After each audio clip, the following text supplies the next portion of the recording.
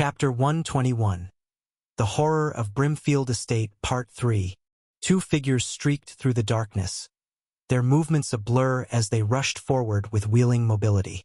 Suddenly, their advance came to an abrupt halt as a monstrous roar tore through the forest, shattering the eerie silence.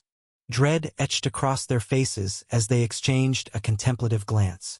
The cloaked scout spoke first, his voice laced with apprehension. "That must be a Bulfer. Ox-like monsters of tremendous strength. They are a terrible matchup for speed-based fighters like us." His partner, a scarred man named Vaughn, remained silent for a few heartbeats before his gaze hardened with grim determination. "We're going forward." "But Vaughn," Flynn protested. "A Bulfer is a beast-rank monster. Even as nomad ranks, challenging one seems foolish, doesn't it?" Vaughn scowled, his jaw set. "Headmaster Gilbert entrusted us with an important task, to witness the capabilities of the stranger who survived a Tier 5 rift for 6 months. You want us to abandon that chance because you're scared?" Flynn frowned, averting his eyes. "I never said I was scared." "I don't care what you said," Vaughn retorted, grabbing Flynn's shoulder in a firm grip. "Flynn, man up. When exactly do you plan to become strong if you keep acting like a twerp?" As Vaughn addressed him, Flynn lowered his head, his grip tightening with trembling force. "You have an A-class talent of stealth, Flynn. I've seen the potential for true power in you these past 6 months that I've met you.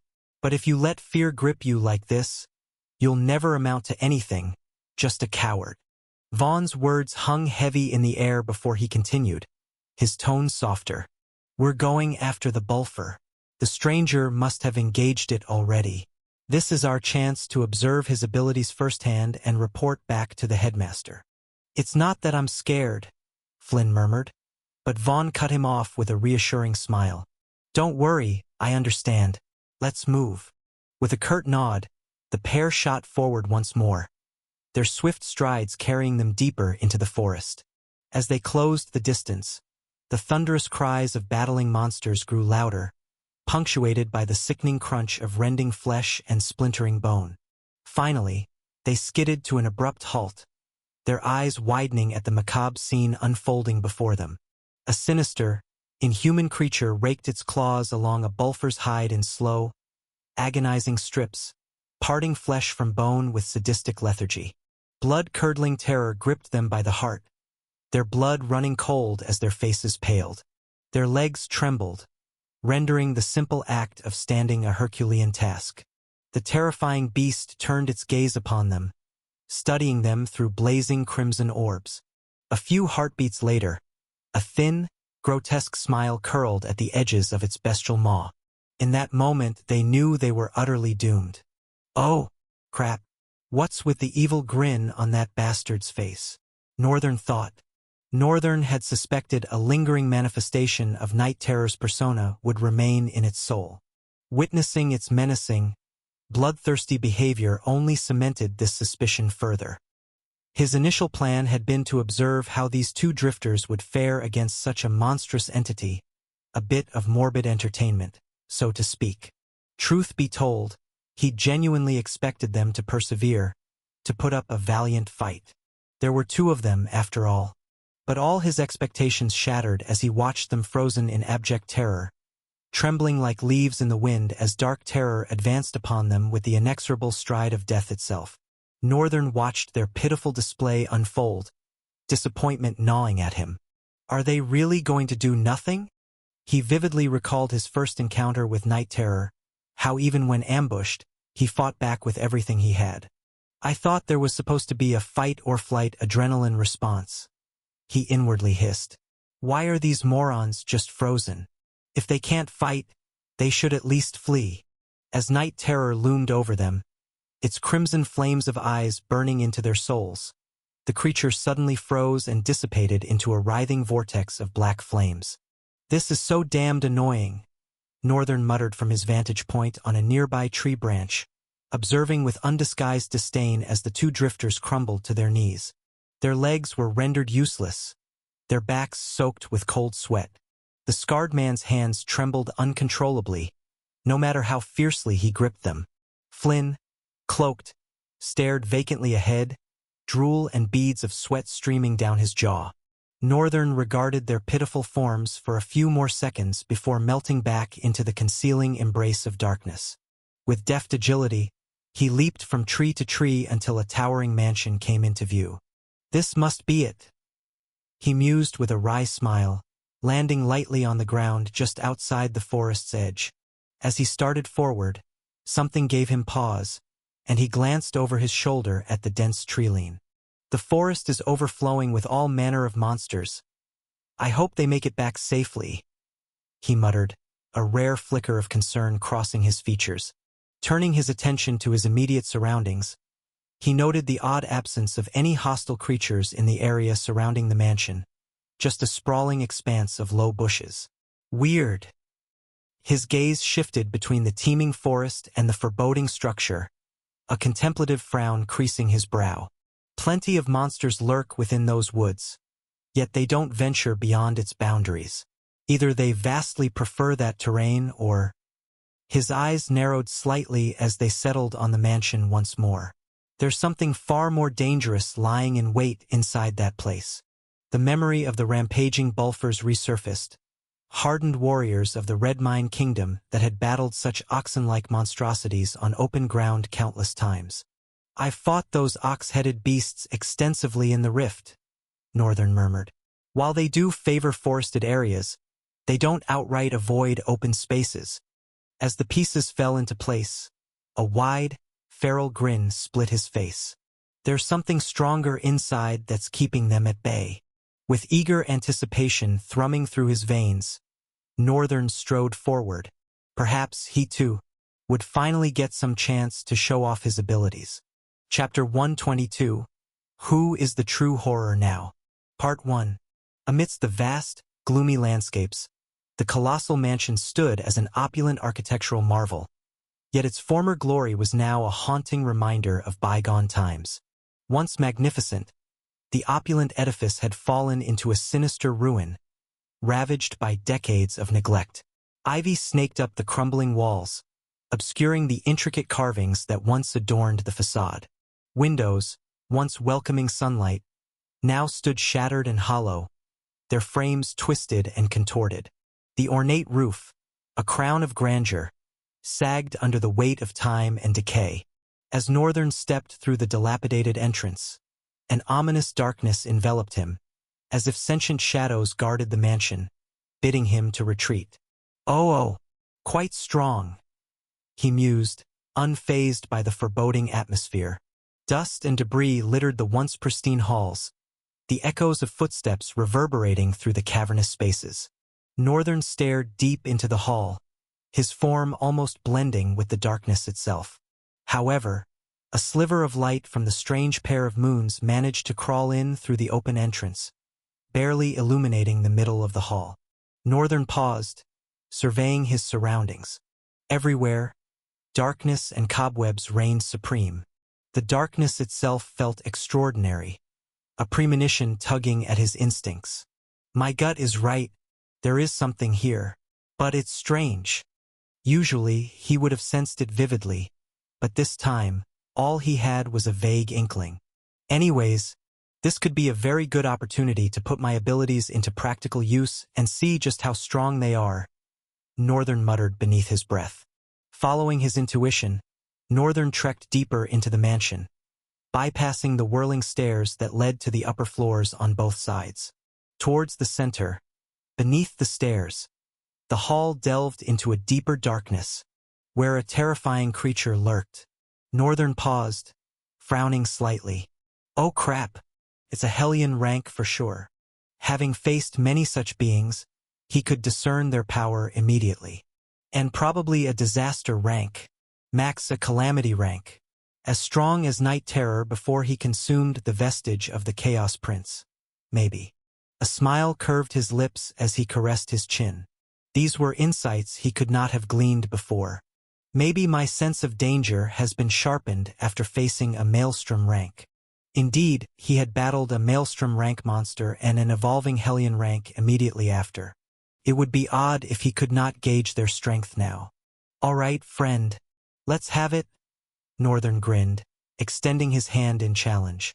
As if responding to his provocation, the terrific creature slowly crawled out of the darkness. Its hulking form was covered in thick, armored scales of lustrous, inky blackness. A forced grin parted Northern's lips as he craned his neck to envisage the creature. Crap, I need to get taller. Its elongated body rose to an imposing height of around 6.75 feet, 205 centimeters. With its sheer size alone, it boasted immense strength, appearing capable of overpowering multiple trained soldiers in combat. Taut muscles rolled beneath its skin like rigid snakes.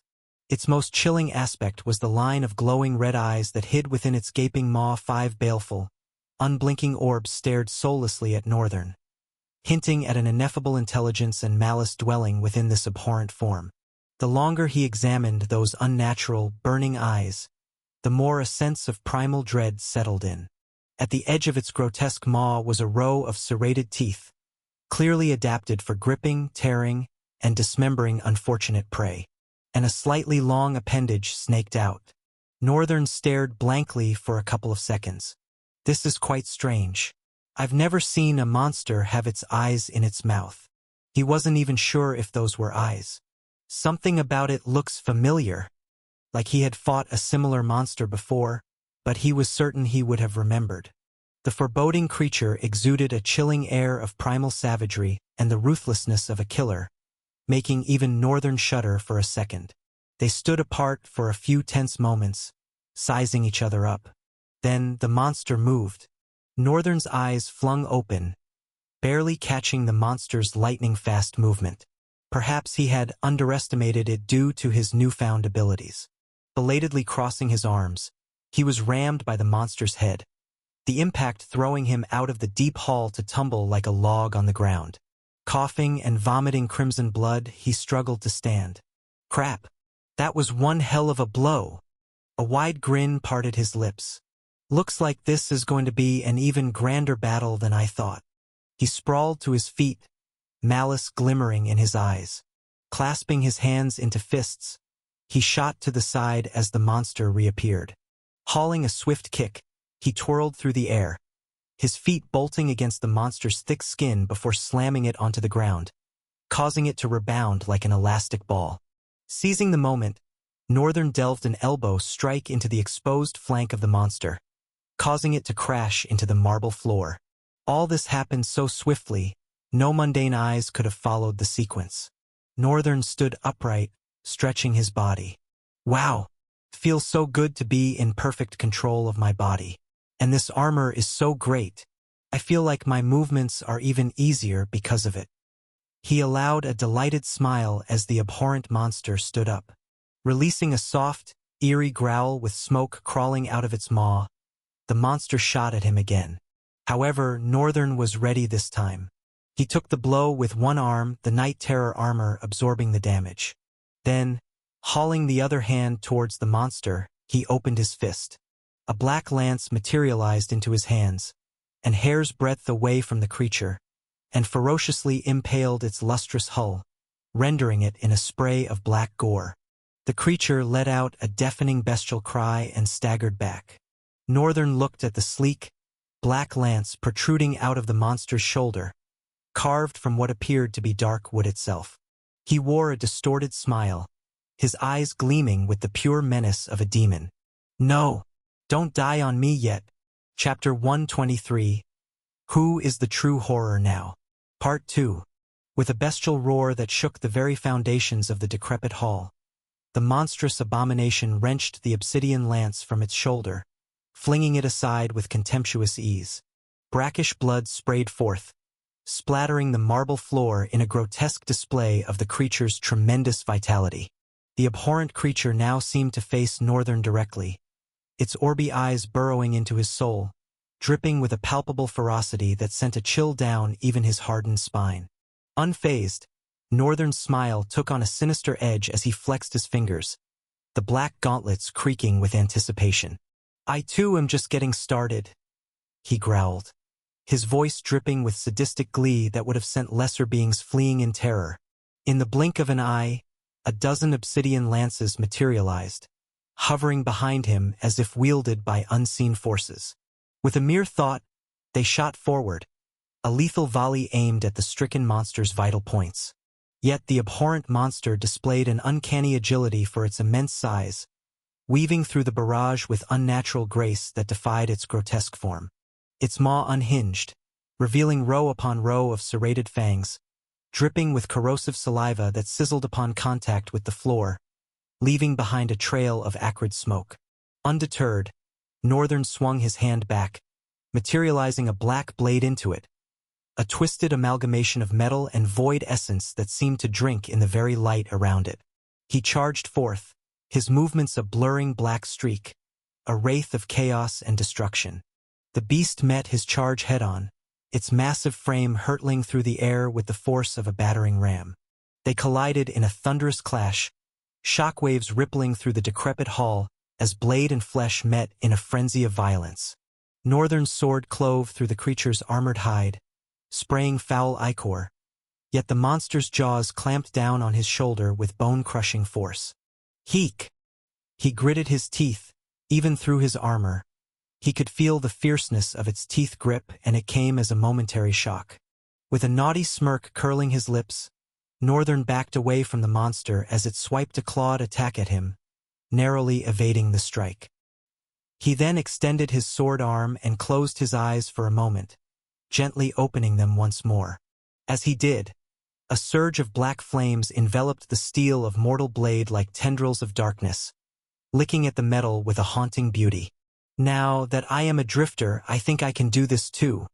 Northern had seen his father perform this feat a couple of times during their haunt, and it was also something of common knowledge among their kind. Soul essence became much more refined and smooth when one became a drifter, capable of being handled tangibly, although not at the level of converting to a spiritual release. Instead, it could be used to subtly reinforce one's body or weapon, boosting speed, strength, or the sharpness of one's blade. Yet for Northern, the process was distinctly different. 1. He did not wield soul essence, but what he wielded was far more potent void essence. 2. Even as he expended this void essence to fuel this ability, he was not directly using it. This was merely an active ability of his Flames of Chaos attribute. Just as Night Terror had used it with its claws and maws, Northern wielded it through his sword and entire body, reinforcing himself with black flames that danced around his entirety like a cloak of eternal night.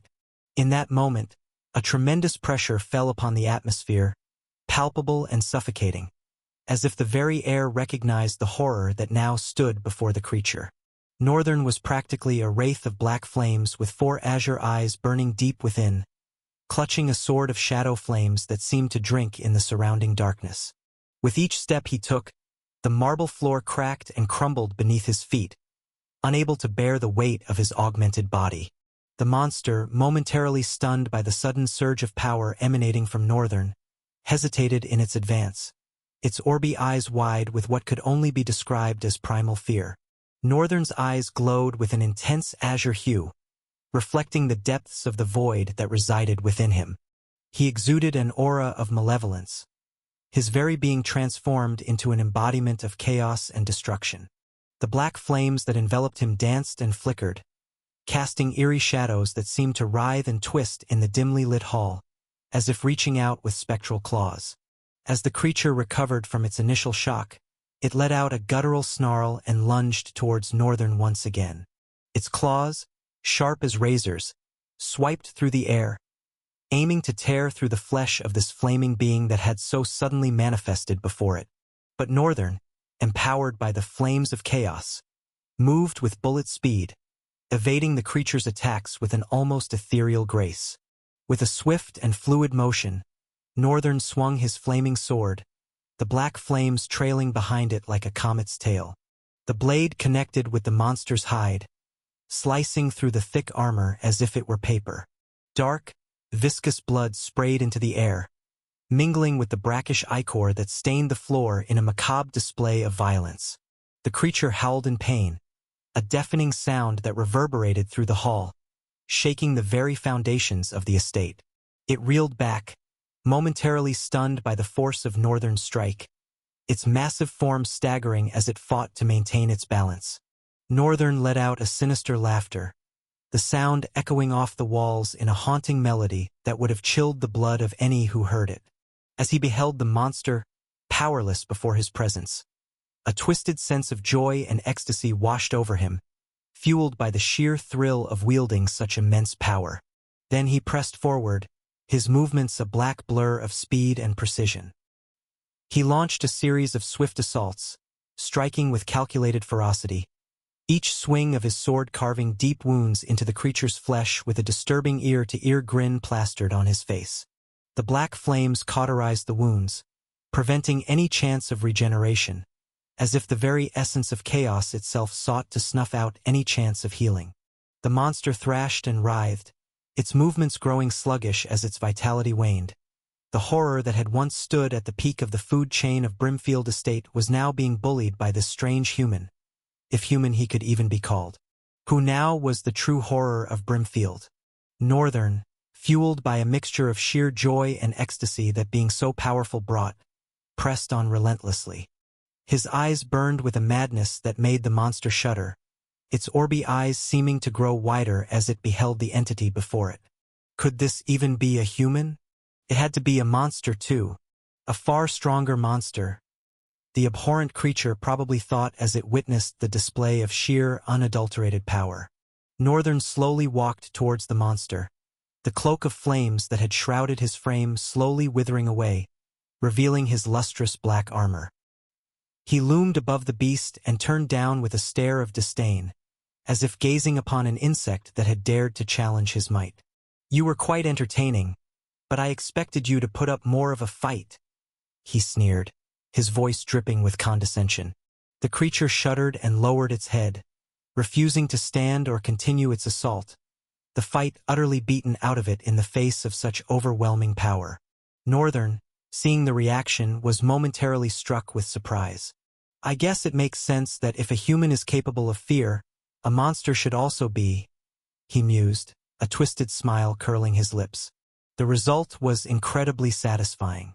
"I didn't even use a couple of other abilities. I just experimented using the flames of chaos. This only proved that the power of chaos and void was not to be looked down upon, a force to be reckoned with in its own right. And it sort of made Northern even more curious about the identity of the Chaos Prince." Northern paused and stared at the monster seriously for a couple of seconds. Then, a resemblance suddenly struck him, his brow furrowing in contemplation. Why does this bastard look like a corpse-eater? Although it was very distinct from the ones Northern had faced in the rift, those did not have this black skin and lacked the orby, soulless eyes. They looked quite similar in other areas. Does that mean it's not an Hellion rank but a savage rank? Northern was stricken with surprise. If so, there could only be one explanation for its difference. It's either a devil, abysmal, or an apex level. Chapter 124. The Terror You Don't Know About. Gilbert stood amidst three individuals, each exuding an aura of power and purpose. One had deep blue hair that cascaded over broad shoulders, boasting of an Olympian athletic build adorned gracefully with a blue armor that seemed to shimmer with an inner light. The next wore a casual thick coat, an indifferent cold look etched onto his features as if he had seen too much of the world's cruelties. The last was a dark-skinned lady with a tank top that only covered her ample breasts, leaving toned arms and a taut midriff exposed. She looked at Gilbert, her gray eyes brimming with an unwavering focus that spoke of a will tempered by countless battles. As he addressed all three of them, someone quickly approached and whispered something into Gilbert's ear. Their words carried on hushed tones laced with urgency. Immediately, Gilbert's expression darkened, the lines of his face hardening as if etched from stone. He tried to recompose himself, forcing a calm veneer as he turned to his audience once more. "Sage Gilbert, is all well?" the blue-haired youth, Arlem, asked, his brow furrowing with concern. "All is well, Arlem. I just might need to round this up now to attend to something else," Gilbert responded, his tone even and measured, betraying none of the turmoil that now churned within him. "It's fine, Sage Gilbert. We already understand what we need to do. Besides, Master Annette should be arriving anytime soon. I need to see her too, Vita replied, a hint of eagerness seeping into her words. Gilbert's gaze shifted to the dark-skinned lady for a couple of seconds, and a small smile tugged at the corners of his lips. You really adore Annette despite her nature. Y me impresa, vida. The lady smiled shyly, her cheeks flushing ever so slightly.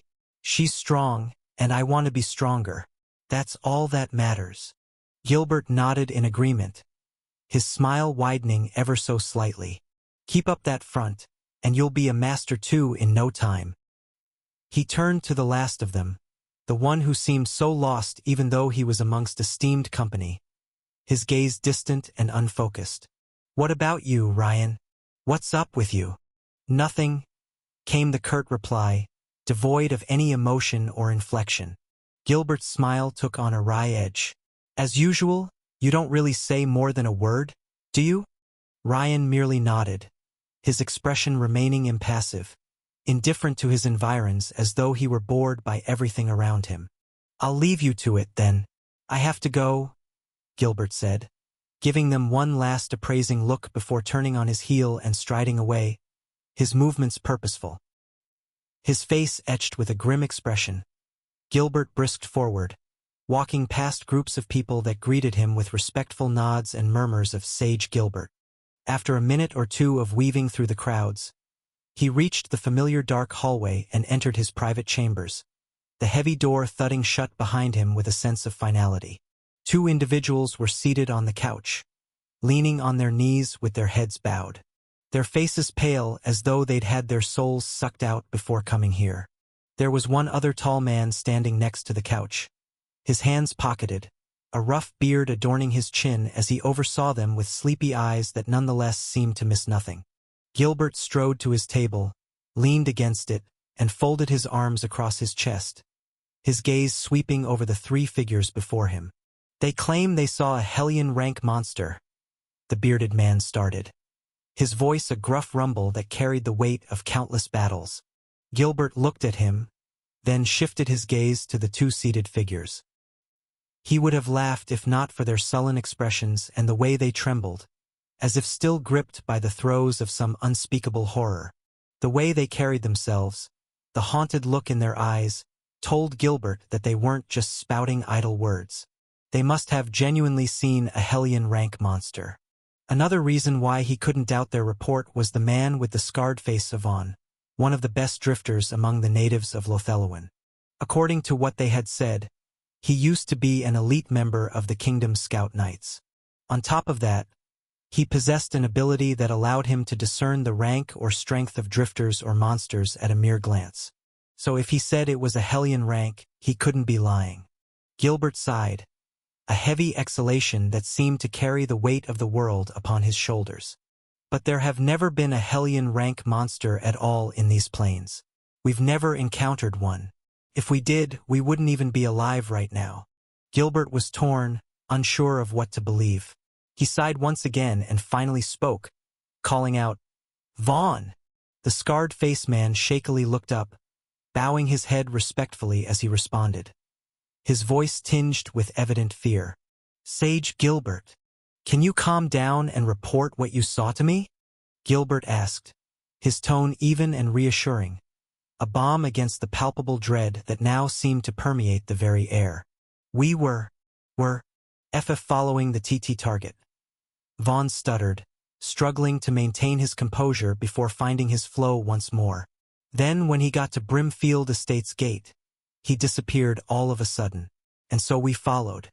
We were pursuing when we suddenly heard a monster's roar. We thought it was the target fighting a monster.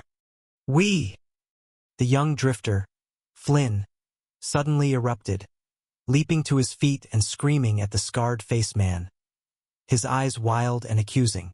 "I told you, but you insisted. You acted all tough. You said I had to grow up. You acted like something was wrong with me. Stop!" Gilbert's voice soared across the room, a thunderous command that put a stop to Flynn's tantrum, the weight of his authority crashing down like a tidal wave. "Sit," Gilbert commanded, his tone brooking no argument.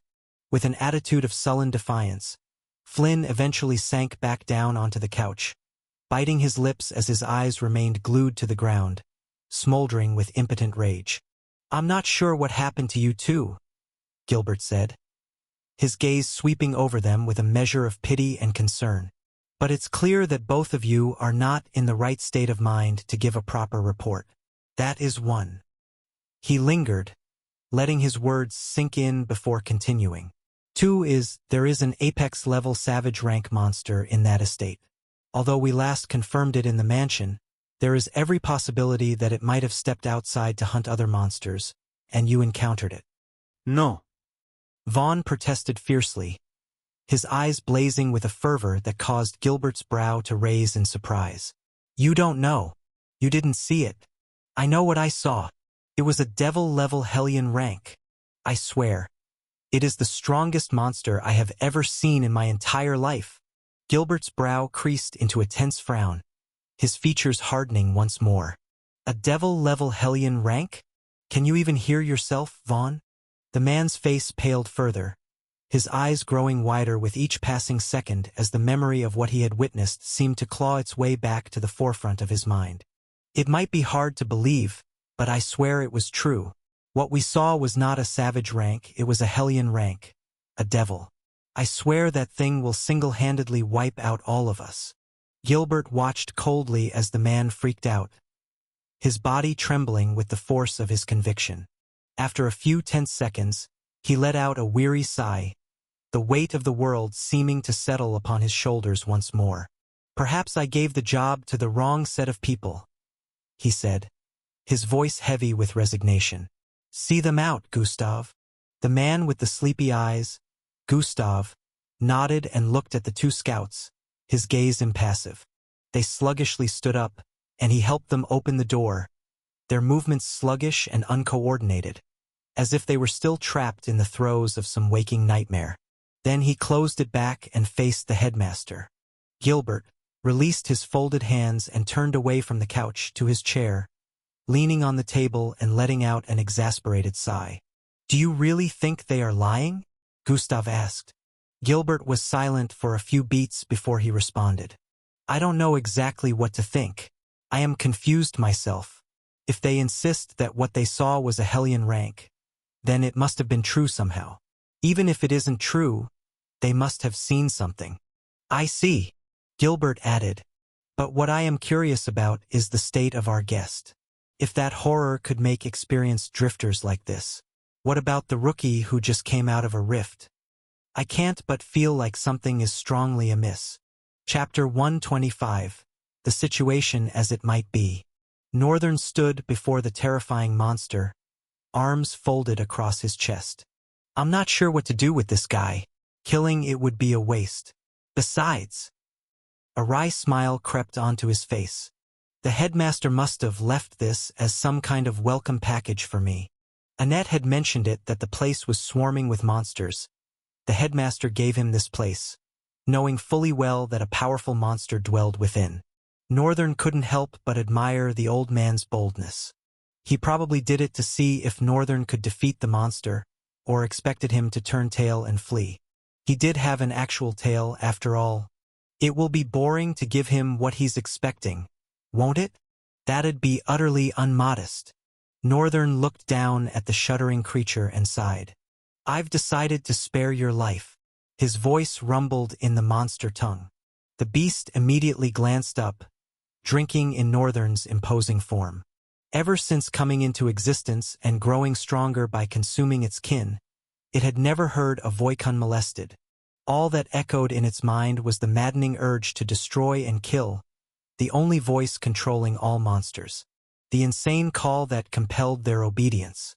So to hear another voice, one belonging to a monstrous being far greater than itself, was like divine salvation. Northern's powerful timbre overwhelmed the madness ringing in its head. The abhorrent creature's eyes gleamed with reverence. Observing the shift, Northern arched a brow, his tone dripping disgust.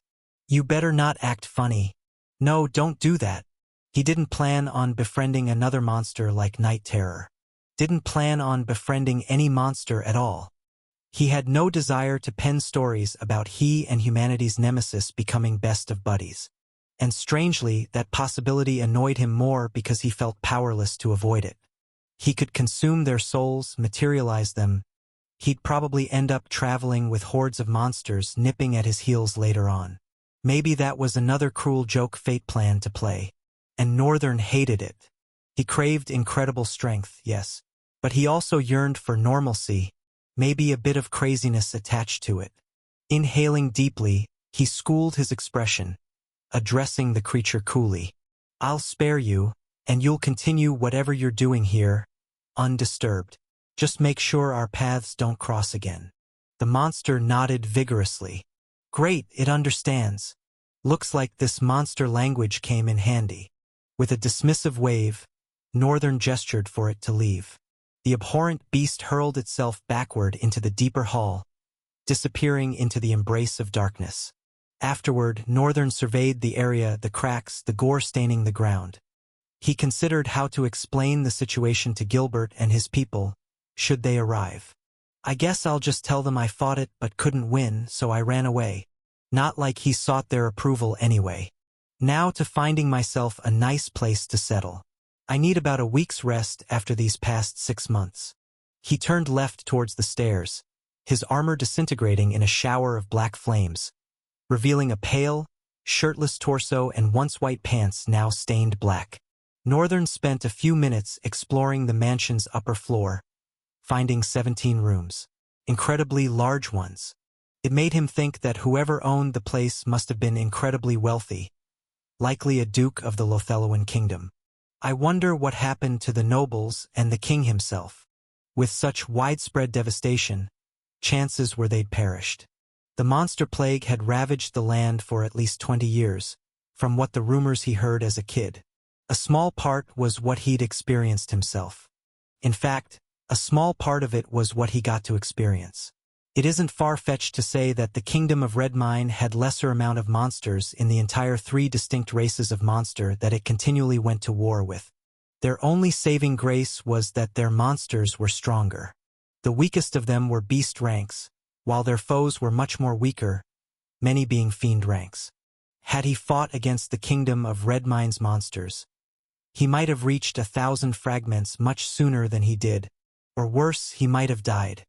But after all those battles in blinded madness, Northern had wondered why he took so long to evolve and seen a reason as to why he had to pay attention to how the fragments are harvested. It was one of the reasons while he was chilling and not killing anything yet. Back in Rift, the monsters were either weak, or he didn't slay as many as he thought he did. But it all worked out in the end. The others may be weaker individually, but their sheer numbers are overwhelming. Factoring that in, it makes sense they overwhelmed us on the battlefield. Still, the presence of a 5th rift? And it shattered immediately? Northern ruminated on the pieces of information he received from Gilbert. While the headmaster spoke to him, he mentioned something about a 5th rift and how it shattered immediately, and since then it had continually bothered Northern. He couldn't help but think about the rift he and Night Terror encountered on their way to the Kingdom of Redmine. Could it have been possible that that was the rift that linked other rifts to the Tier V rift and vice versa? It was also very possible that the 4 cardinal rifts corresponded to dimensions housing the 4 different monster races, the Kingdom of Redmine included. With the Kingdom of Redmine gone, that leaves 3, I guess. And each probably has kingdoms with guardians too. The rest would probably be easier to deal with compared to Redmine's kingdom. But something felt deeply amiss. He stood motionless for several long minutes, ruminating. Then his head shot up. "Call. Yes, it's him, he's the strange phenomenon. I can't shake the feeling that guy's up to no good." Call had mentioned being imprisoned, and what Northern and Night Terror fought was merely an altar. And there are 2 of those altar. What if the other altar is in another rift, stirring up trouble? Or worse, what if it's not in a rift? Ice crept down Northern's spine. He shuddered and shook away all his thoughts. Crap! I'm getting distracted. I need to find a damn place to live. Chapter 126. Peace in the Water. After wandering around the mansion, lost in his thoughts, Northern finally discovered a hidden staircase on the top floor. Following those stairs led him to an attic. As soon as he entered, he knew, "This is it. This will be my living space from now on." Dust and cobwebs coated the once neatly organized bookshelves, the volumes within slowly deteriorating from neglect. The panes of the arched window were cracked, casting eerie shadows across the dimly lit room. A large plush bed lay at the base of the window, where perhaps a young heiress once gazed onto the outside world from its lonely embrace. Now it lay forgotten and shredded, stuffing spilling out, succumbing to the ravages of time and disaster. Peeling paint clung to the wooden-paneled walls and exposed ceiling beams. The faded, frayed blue-patterned rug showed signs of rodents gnawing at the edges. The writing desk stood as a somber remnant, the lamp's bulb long burnt out, while the chair lay overturned, as if the room's last occupant departed in a rushed manner centuries ago. Northern glanced around. "I'll need to do some thorough cleaning first." But that was no issue for him. Not at all. Northern smiled delightedly and called out, "Dark terror." Flames erupted in front of him, vomiting forth the menacing devil. He looked at Dark Terror with a beguiling smile, like he was about to do something utterly foolish. Two clones appeared beside him, and he turned to them. "Since you two are directly from me and share my memories, you should know what a broom is. I want you to lead this guy," he pointed at Dark Terror, "and find some clothes and brooms. We all have thorough cleaning to do, and that bastard downstairs, make him clean the whole place. I can't live in a dirty house." Even though he'd be staying in the attic most of the time, the idea of the rest of the mansion being utterly filthy didn't sit well with him. With Dark Terror, two clones, and the Corpse Eater, they should be able to clean everything, and I'll take care of my room, Northern thought, nodding at the clones. They turned and headed outside, with Dark Terror following behind. Watching them descend the stairs, Northern pondered what he had just done. "I didn't just make monsters do chores for me, did I?" Something about that undeniable truth felt satisfying, and the fact that it felt satisfying felt scary. Northern pushed the thought aside and focused on cleaning his room. He stretched his hands and body. "It's been a while since I did this." Even before his reincarnation, Northern had enjoyed cleaning. After reincarnating and growing past the age of 5, Aisha was quite surprised to see him cleaning the house without being asked. It was one of the activities that made him feel relaxed, a habit that may or may not have originated from his nerdy nature. After 6 months of suffering and nearly dying during his breakthrough, there was no better relaxation than a thorough cleaning and arranging of the room that would be his new home. Of course, it wasn't an easy task. Northern collapsed onto the plush bed, opposite the table and chair. After intense cleaning, his face and body were dripping with sweat. Even his pants were soaked. Having sweated so much, he now gave off an unpleasant, pungent smell. Sniffing himself, Northern recoiled in disgust, suddenly realizing, "Crap! I haven't bathed in 6 months." He quickly got up and opened the window. Its wooden frame creaked as he pushed it open. Then, with the agility of a monkey, he slipped out of the window and landed on the mansion's slate roof. The view up here is impressive. His skin prickled, and Northern immediately hugged himself. Damn, it's so cold. He couldn't remember the last time he had experienced a cold wind like this biting his skin. Even though it made him shiver a little, it still filled him with gladness and gratitude to be out of the endless night of the rift. Northern surveyed the surroundings, able to vividly note every detail from this distance with the unparalleled effect of his eyes.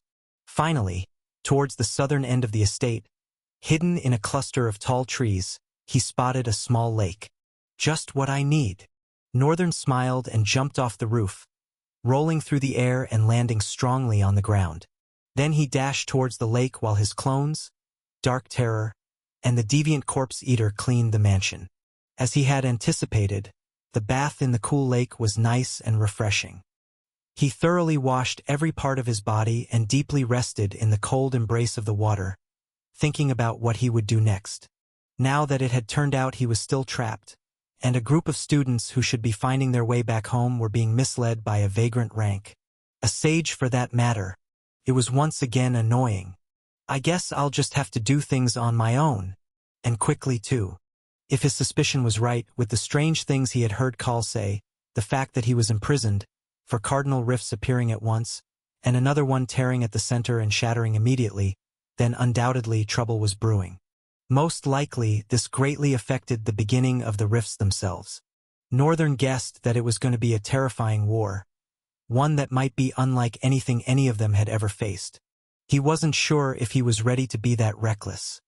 He was powerful enough to overcome whatever hurdles came his way, but he wasn't pompous and arrogant, thinking he was now invincible because of the power of chaos and void he now wielded, coupled with being able to copy talents. Northern leaned his head back on the bank's edge. I guess I'll first check around for talents to P.Y. He hadn't even completed his internal statement when he dozed off. After 6 long months, he finally had a blissful, beautiful night and woke up to a bright and serene morning. Chapter 127. Getting into it. Northern's eyes flew open, his body chilled by the cruel morning cold. Remarkably, he had managed to sleep through the night in the lake, remaining in a single position without shifting. The Northern from before entering the rift was not that kind of sleeper. He thrashed and crashed his surroundings while snoring as loudly as he could. But in that hellish realm, the prison of Red Mine allowed him little to no time to sleep. Even when he did sleep, he had to remain alert for his death angel's arrival. It was like those damned monsters didn't expect them to rest. Even after leaving the shackles of the prison mine and gaining a room of his own, he couldn't sleep wholeheartedly. He practically slept with one eye open, and there came a time when he had no memory of sleeping at all. Then in the cave, he had to sleep with a monster that had almost killed him before. Well, he'd be damned if he could still sleep wholeheartedly after that. Northern grunted as he pulled himself out of the water, rivulets running down his body, causing the lake's surface to dance with ripples.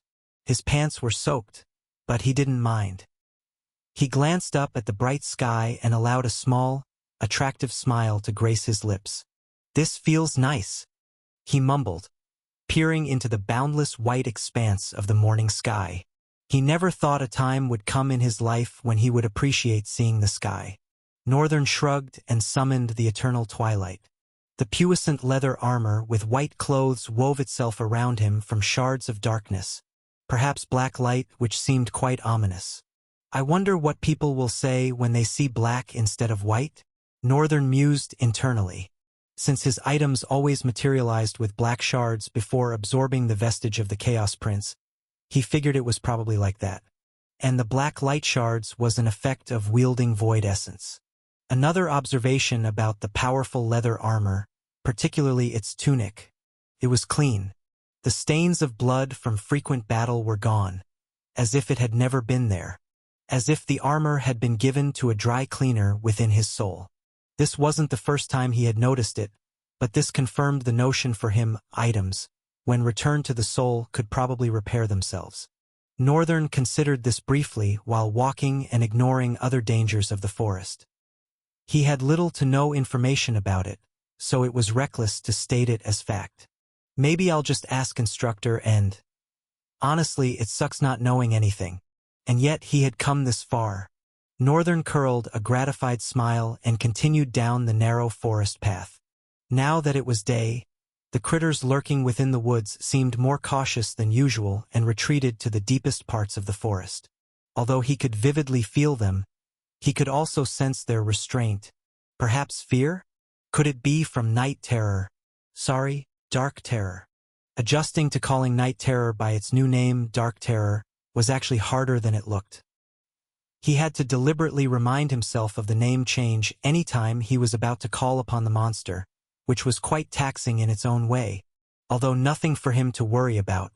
Northern thought about a couple of other things, including his plan to copy talents as early as possible and advance to the next rank. After a few minutes, he reached the mansion. Everywhere was glinting at him, squeaky clean so that he could almost see his reflection on the marble ground. He walked forward. The sets of couches and furniture that had littered the area were now arranged orderly and cleaned. Even the bloodstain from yesterday's skirmish between him and his neighbor was gone. Northern paused as he reached the hallway that led to the depth where the monster had dwelled the day before. Now, with daylight, he could see it clearly. It was just a sitting room, as large as the one after the entrance but with a mini library visible without having to walk further. "I don't see that bastard around." It was no surprise that he also didn't see Dark Terror and his clones. To stay in physical form, they continually expended his void essence. And he didn't boast much of it, so throughout the night, Dark Terror had probably dissolved back into the limitless void, and the clones into his soul. But the corpse eater was nowhere to be found. Northern looked away dismissively and turned away from the second sitting room. "What business is it of mine caring about where a monster is?" He walked away, intending to head upstairs, but stopped. Right now, he was torn between having a lazy day and actually doing something. And it was shocking. It was almost like Northern frowned. "No, it can't be that bad. Have I been turned into a lover of hardship?" Back in the Rift, he always had something to do every day. Survive, train, fight. There was always something. But right now, there was nothing, and he missed the life he had before. Northern shook his head vigorously and remembered. "That's right. I have to pick up Fluffy, and since I'll be going there, I might as well give them the report they've want," Northern decided internally. But he hesitated, the reason being, "I'm probably going to be meeting a lot of people." He wasn't sure how he'd fare before a bunch of strong drifters who had been victimized like himself. But he had no choice. "I have to do what I have to do," he whispered inwardly, his eyes intensely focused on the ground. There was so much he had to get in order, so much. A night's rest is enough. I think I have to start acting, and that also means taking the courage to face other people. Even though he said that, Northern would probably still prefer not to meet them. He was the kind of guy who really valued his space and hated interactions while growing up. Before, it might have been because he felt they were kids and he was not. But now, it had just developed into a habit, causing him to be socially withdrawn. Maybe another reason was because he had spent the last few months interacting with monsters. Perhaps he was scared that he had become one, or worse, that he would interact with the humans as though they were monsters. Chapter 128, Trails of Disaster. Perhaps because of the daylight, Northern's journey back to the castle gate was serene. At one point, it almost felt too peaceful. There were no signs of life, no monsters, not even a crawling ant. The city felt deserted, in fact. He stopped at Master Annette's place to check on her, but she was not around. Then he proceeded to the castle gate. Having to pass through the crowd of shelters scattered here and there left a bitter taste in Northern's mouth. For some reason, he was reminded of homeless folks who had been victims of horrible natural disasters like earthquakes or tsunamis. "There was quite a lot of that where I'm from." He dwelled momentarily on the thought of how ruinous and pitiful the people looked, but he strangled that thought a couple of seconds later. There was nothing he could do about it. The disaster had caused so much damage that no one could ever contain or prevent it. Northern could only imagine how horrendous it must have been in the beginning. A rift suddenly appearing and breeding monsters without warning. He was sure the kingdom must have put up a lot of fight. They must have held on for years before this. But still, isn't 20 years too much? Even if the monsters were enormous in quantity, these were humans. Northern scoffed at the thought of it. Humans possessed a variability that could transform anything, that could turn even the most cruel situations to their favor. They had a spirit that never lost, even though they were contained by fear, even though they cowered. There always rose among them stupid and reckless heroes who, somehow, always managed to turn things around. And so it didn't sit well that these civilizations gave in to the catastrophe heralded by monsters, that they were beaten and destroyed. Perhaps they gave up before they could win? Just as Kahl had addressed, humans were small-minded and weak. All it could take for them to lose resolve was an overwhelming sense of dread or loss. He had to fairly consider both possibilities happening. But still, something is up here. And the more he reasoned it, the more his mind drifted to Kahl, which he honestly hoped was not the case, was not involved in this situation at all. Northern didn't plan to follow Gilbert's tail-chasing dream of closing down the rift. But that did not mean he would stand down should the need to hunt those monsters arise. He just didn't want to give them the notion that he was a part of them. Seeing how reckless they currently were, they are not the kind of people I'd want to associate. Woof! His mind came to an abrupt halt when he heard the shout of his companion. Northern looked ahead with a hearty smile and spread his arms. "Mr. Fluffy!" Immediately he called. The massive wolf galloped towards him and tackled him in an embrace, both of them tumbling away. Mr. Fluffy's size had grown impressively from the last time Northern could vividly visualize. Of course, he had noticed it when he fought the beast, but its massive form hauling him down and slimy tongues delightfully licking his face made it even more apparent now. Northern giggled for a few seconds. The people around stared with pale faces, some expressions blanked by surprise. The monstrous entity that wouldn't let anyone touch it was happily licking the face of this strange guy. It didn't take long for them to evaluate that this must be the surveyor who made it out of the rift. Rumors about Northern had traveled quite far among the refugees, the stories twisting into different forms. Strangely though, all of these forms ended as if Northern had barely survived. Instead of respecting him, they scored him with pitiful gazes, which was, first of all, annoying when he finally got up and glanced at them. He didn't have much time to dwell on how they looked at him, though, because the moment his eyes landed on Mr. Fluffy, they widened. "Hey! My bag!" Northern's lips curled into a sweet smile. "Master Annette did mention it was with a bag, but I forgot." He remembered and happily caressed the soft white hair of the beast, then retrieved his bag. "Thanks, buddy. I owe you one." He took a lingering glance at Mr. Fluffy's body. Scars marred several parts of its body, causing Northern to pity the creature for a moment. "Life must have been pretty tough after I left," he remarked inwardly, patting the beast. "Wow. Amazing. We had a guess, but to really think that you are a tamer." Northern arched his brow as the clean, manly tone entered his ears. He looked up to see a green-haired guy with a warm presence standing in front of him. The man wore a pretty smile, and his green armor was a beauty to note. He stretched out his hand to Northern and introduced himself. "I'm Braham Loxon." Northern meekly received his hand and responded, "Northern." Braham raised one of his green brows. Then, a few beats later, he said, "I find your name quite odd. Is it a nickname?" "Damn you, Shin." Northern smiled with his eyes. "It's not." His response was short and laced with a curt tone. Coupled with the pleasant smile on his face that hid irritation, Braham didn't need to be told to realize he had to drop it there. He took a look at the snarling wolf and drove his eyes back to Northern. "You must be here for the Sage Gilbert, right? Come with me." He turned to his left, where stood a tall and slender boy in mismatched pieces of armor, breastplate, vambraces, and pauldrons all of different designs. That was enough to tell that his attire wasn't a singular item but something handmade. Northern watched as Braham addressed this young man. "Go fetch Raven and her sidekicks. Their guy is here." He didn't know what Braham exactly meant by their guy, but Northern could swear he sensed some kind of animosity the moment he spoke the name Raven. However, Braham turned to him with a sincere smile adorning his lips and actually made him think. Maybe I'm just reading unnecessary meanings into his tone. He walked forward, and Northern followed, with Mr. Fluffy silently trudging behind them. Chapter 129. Meeting the Frontliners, Part 1.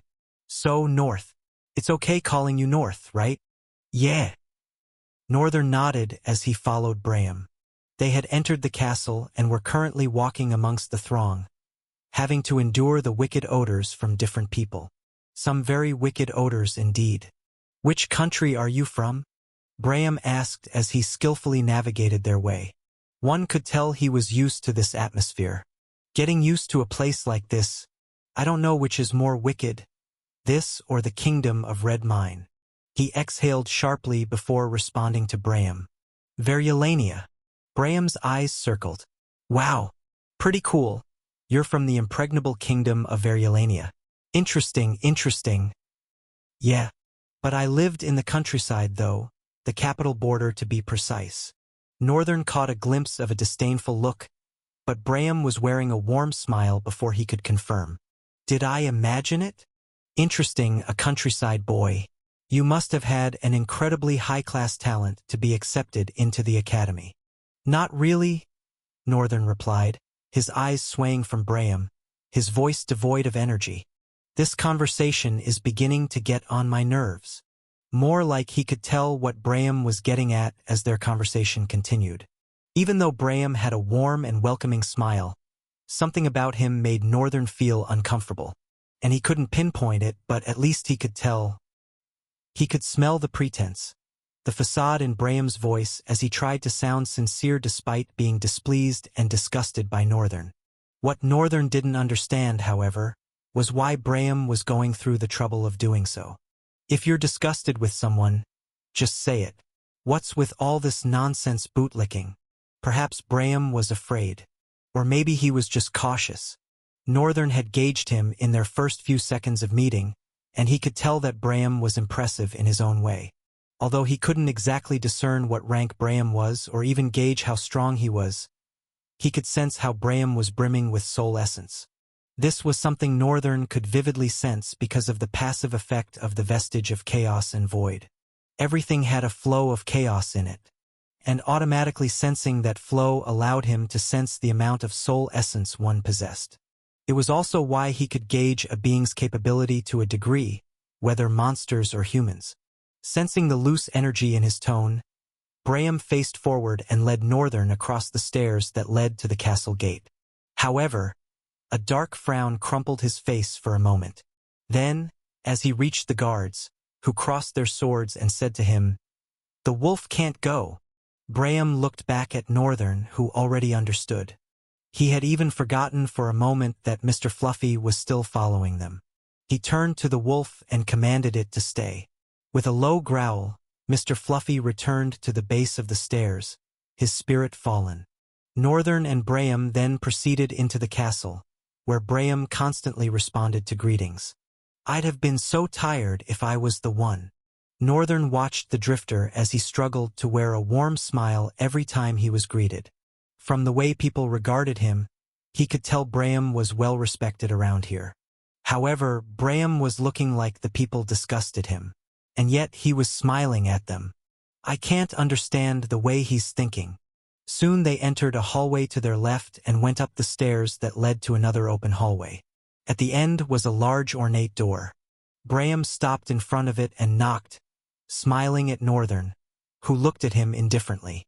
Half a second after knocking, the door creaked inward, inviting both of them in. They were received by an enormous hall, but it was nowhere near the main hall where people had turned to sheltering. However, it was grand in its own way too, but most of what adorned it were just antiques that had lost their value. In the center of the hall was a long table with chairs on both sides and one chair at the end, towards the throne seat. The door was pushed open by guards in different armors that looked quite dignified, unlike Braham's subordinate from before. 3 individuals were currently occupying seats at the table, with ladies here and there cleaning around. I'm impressed. Somehow, Gilbert had managed to hold this place together or, better still, put it together in 6 months. The way the guards operated, the way people acted around.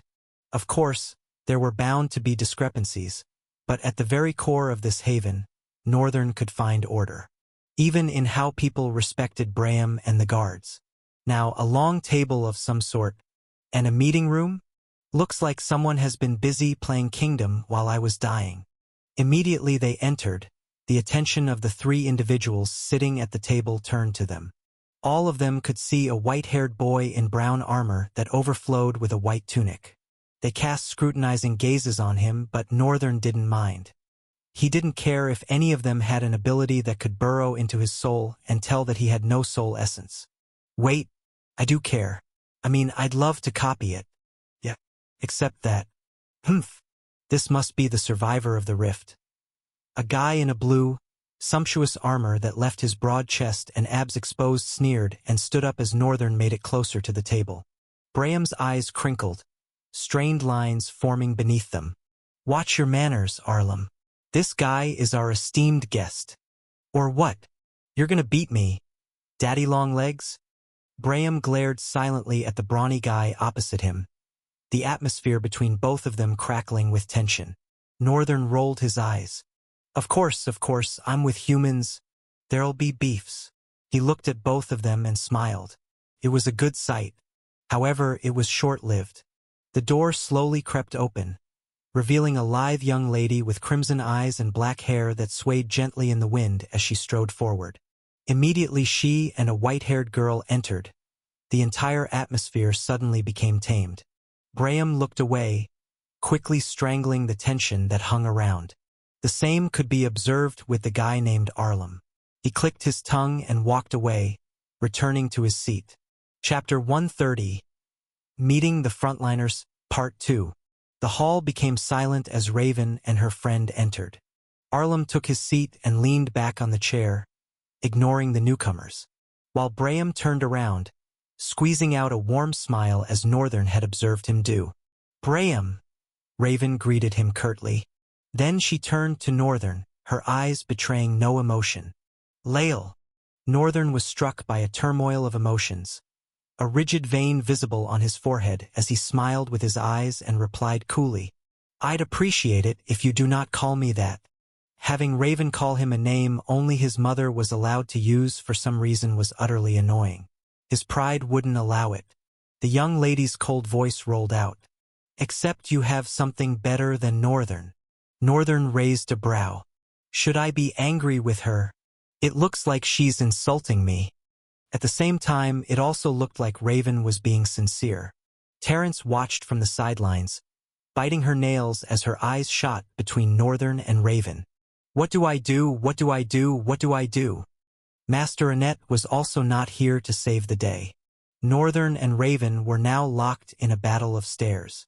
The former frowned darkly while the latter stared blankly. The door creaked open again, and more people began to pour into the hall, carrying themselves with distinct faces, armors, features, and expressions, all having one thing in common: strength. And Northern could tell that much. All of them in this hall, he didn't know what they had been through either. That they weren't forged in his hell didn't mean they weren't forged in hell. From now on, it'd be best to proceed with extreme caution. Not that he was being cowardly. "I don't know a lot. It'd be stupid of me to go ahead boasting incredible strength." He looked around, seeing people hang out with each other, talking. Some of them settled at the table and silently waited for the arrival of others. Soon, the door opened again, and the final set of people trudged inward, Gilbert, Annette, and the twins included. Immediately they saw him. Their eyes lit up. "It really is the anomaly," one of them said, as it was still hard to tell the difference between them. Their black hair was both shoulder length, their indigo eyes equally cold and sharp, almost cutting into Northern. They both neared him inquisitively, leaning their heads forward and causing Northern to pull his head back a little. "Gilbert tells us that you just came from a Tier V rift. How'd you survive?" The second one, wearing red sleek armor, asked. Northern smiled.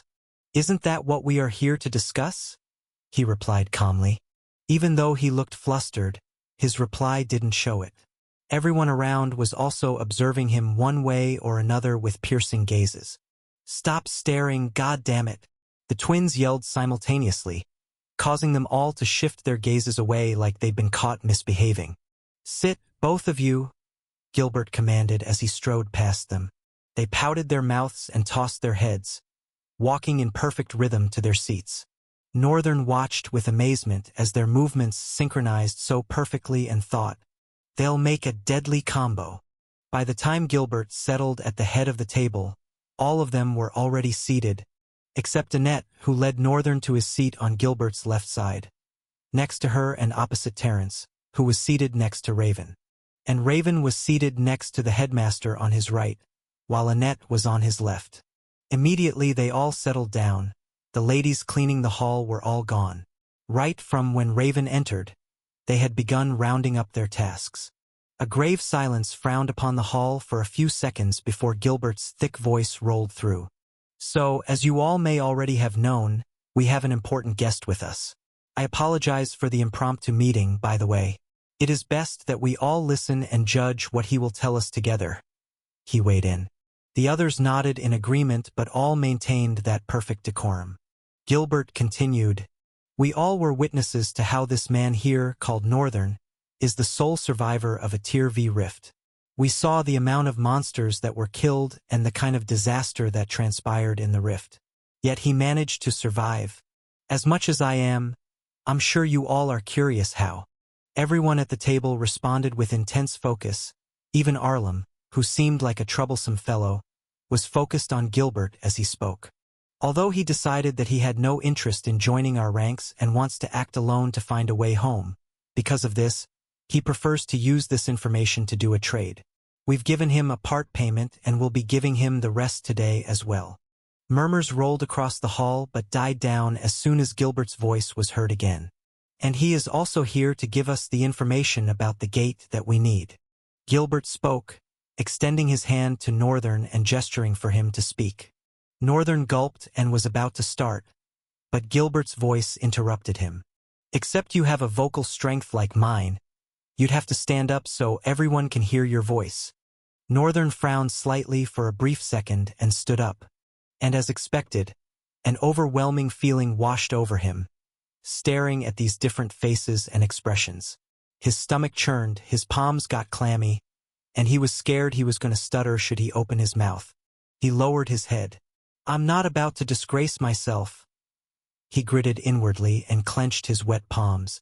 After that, he raised his head and looked at them intensely, his eyes sparkling with a subtle glow of azure lights. He could see the majority of them curling the corners of their lips. Not minding what they currently thought, he started, with a trembling voice. "After the mysterious glow in the Academy Hall where we all assembled, I opened my eyes in a desolate land." Northern paused and looked down. Then he looked up, wafting his eyes along theirs. Then he corrected, "No, a desolate land is not the word. It was Gehenna." Chapter 131. Gehenna. There was a tale that even a peasant was privileged to hear. It was told across all nations, clans, and classes of people. It was a history that divided the world into the 5 distinct continents as we know them today. It was a story of destruction and chaos, the story of the first major rift shattering.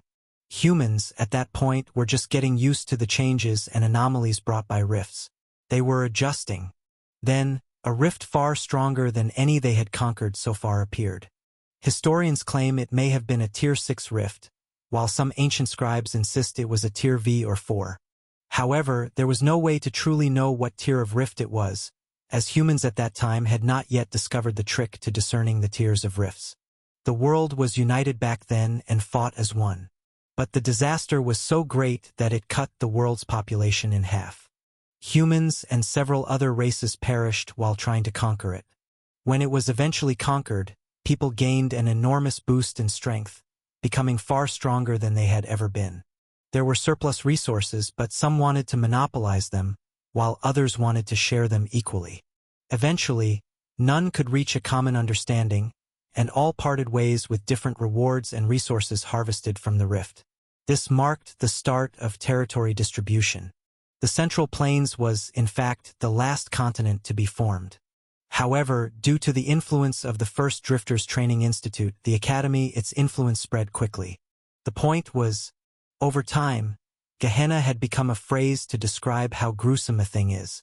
Mothers used it to tell their kids scary stories at night. The horrors of monsters encountered, the helpless deaths, so much so that it instilled a sense of dread in people worldwide when they heard the word Gehenna. So when Northern said the word, he created a perfect picture of dread in their heads. Folding his arms, Arlam shattered the silence, his cocky voice ringing through. "Do you even know what you're saying? Gehenna? I'm pretty sure that rift you were in was Tier 3 at some point. Isn't that right, Eric?" he inquired, turning to the scrawny boy with round glasses opposite him. Eric, caught by surprise, swallowed his spit. Before he could speak, however, Northern's hoarse and straightforward voice resounded. "It was a war between monsters." Northern started, his tone cold and dreadful. Even as he continued, They could feel the weight of each word that proceeded from his mouth.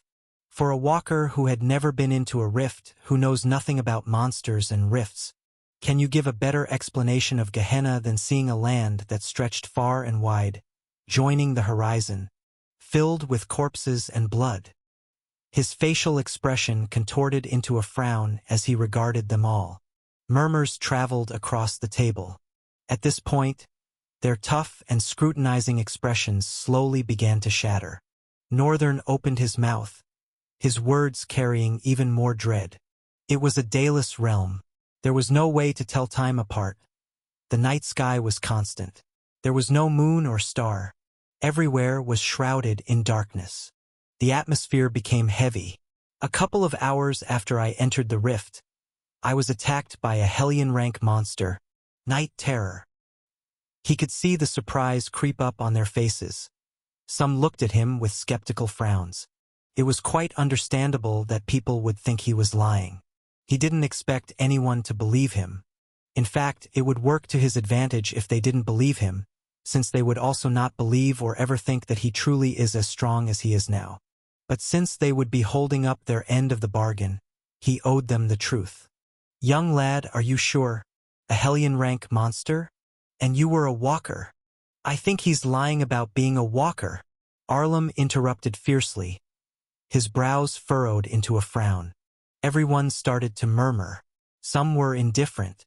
"Arlem, it's really wrong to be interrupting the headmaster during his sentence." Arlem shrank back as the voice from the right of the headmaster rang out.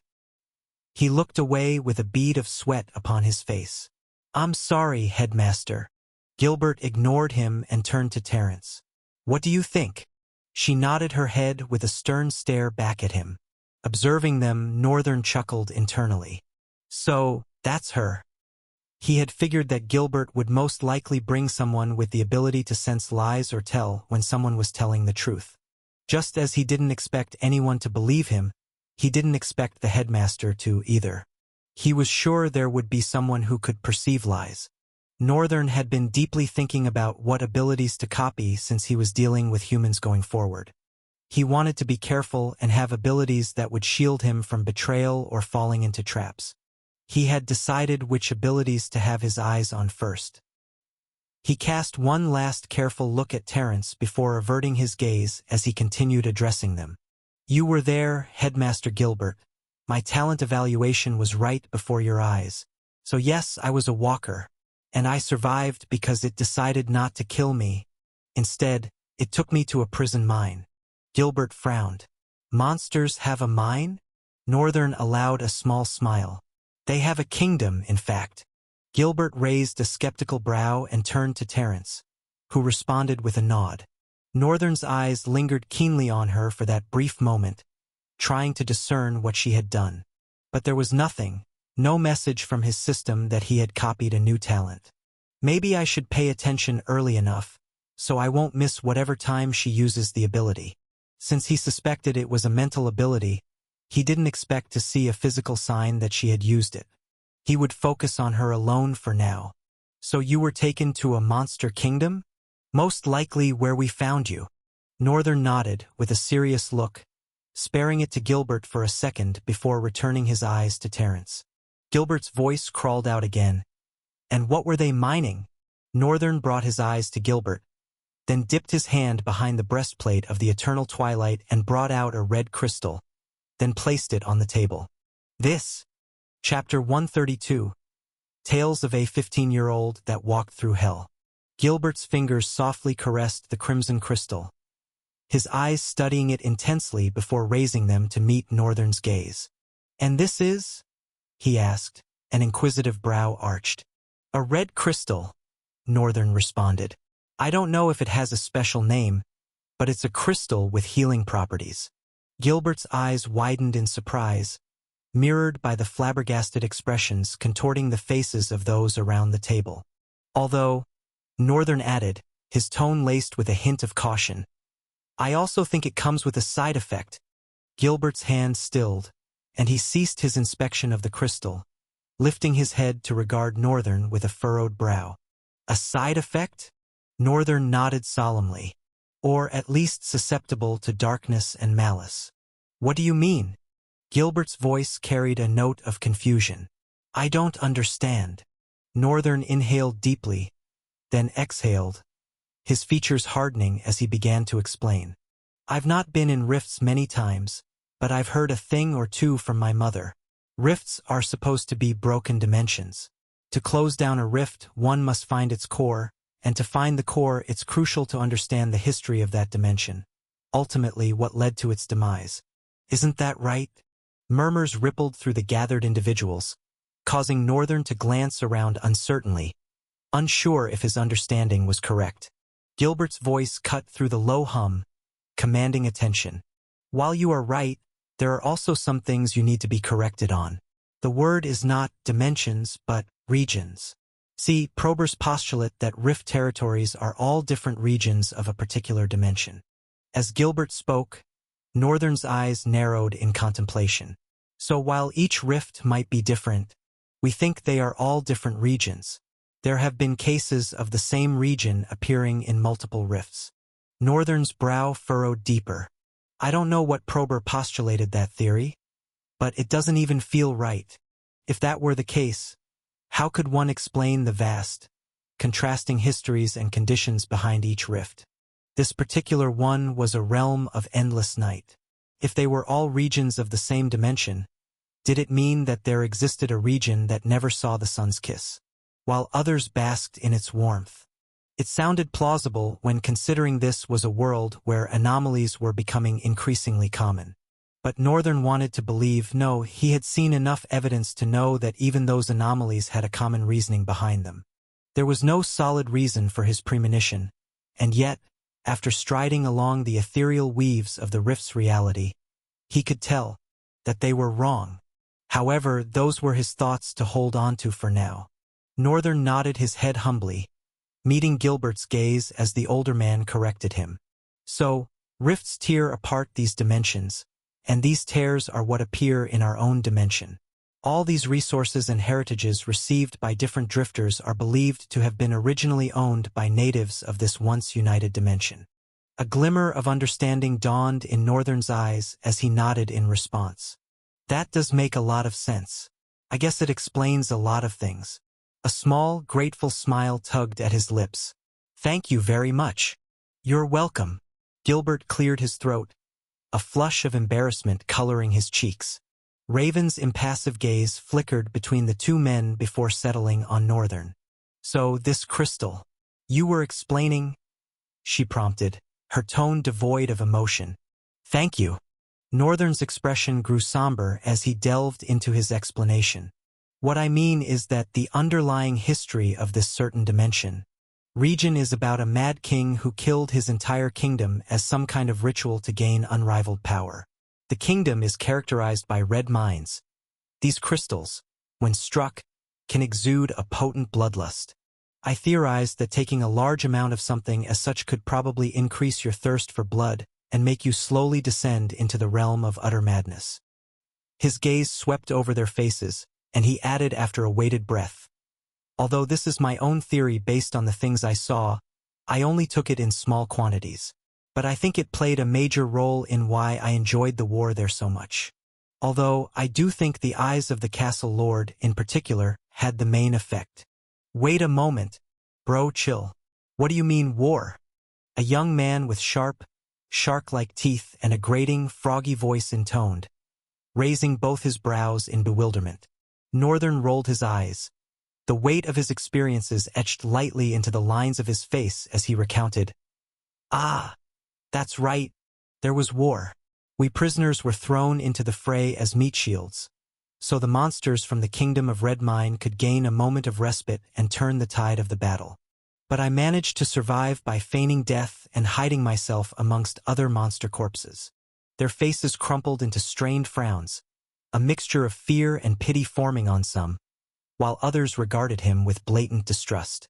Of course, Northern expected such diverse reactions, but he continued nonetheless, his words painting a vivid, haunting picture. The atmosphere grew tense and heavy as he narrated the major events that had transpired within the rift.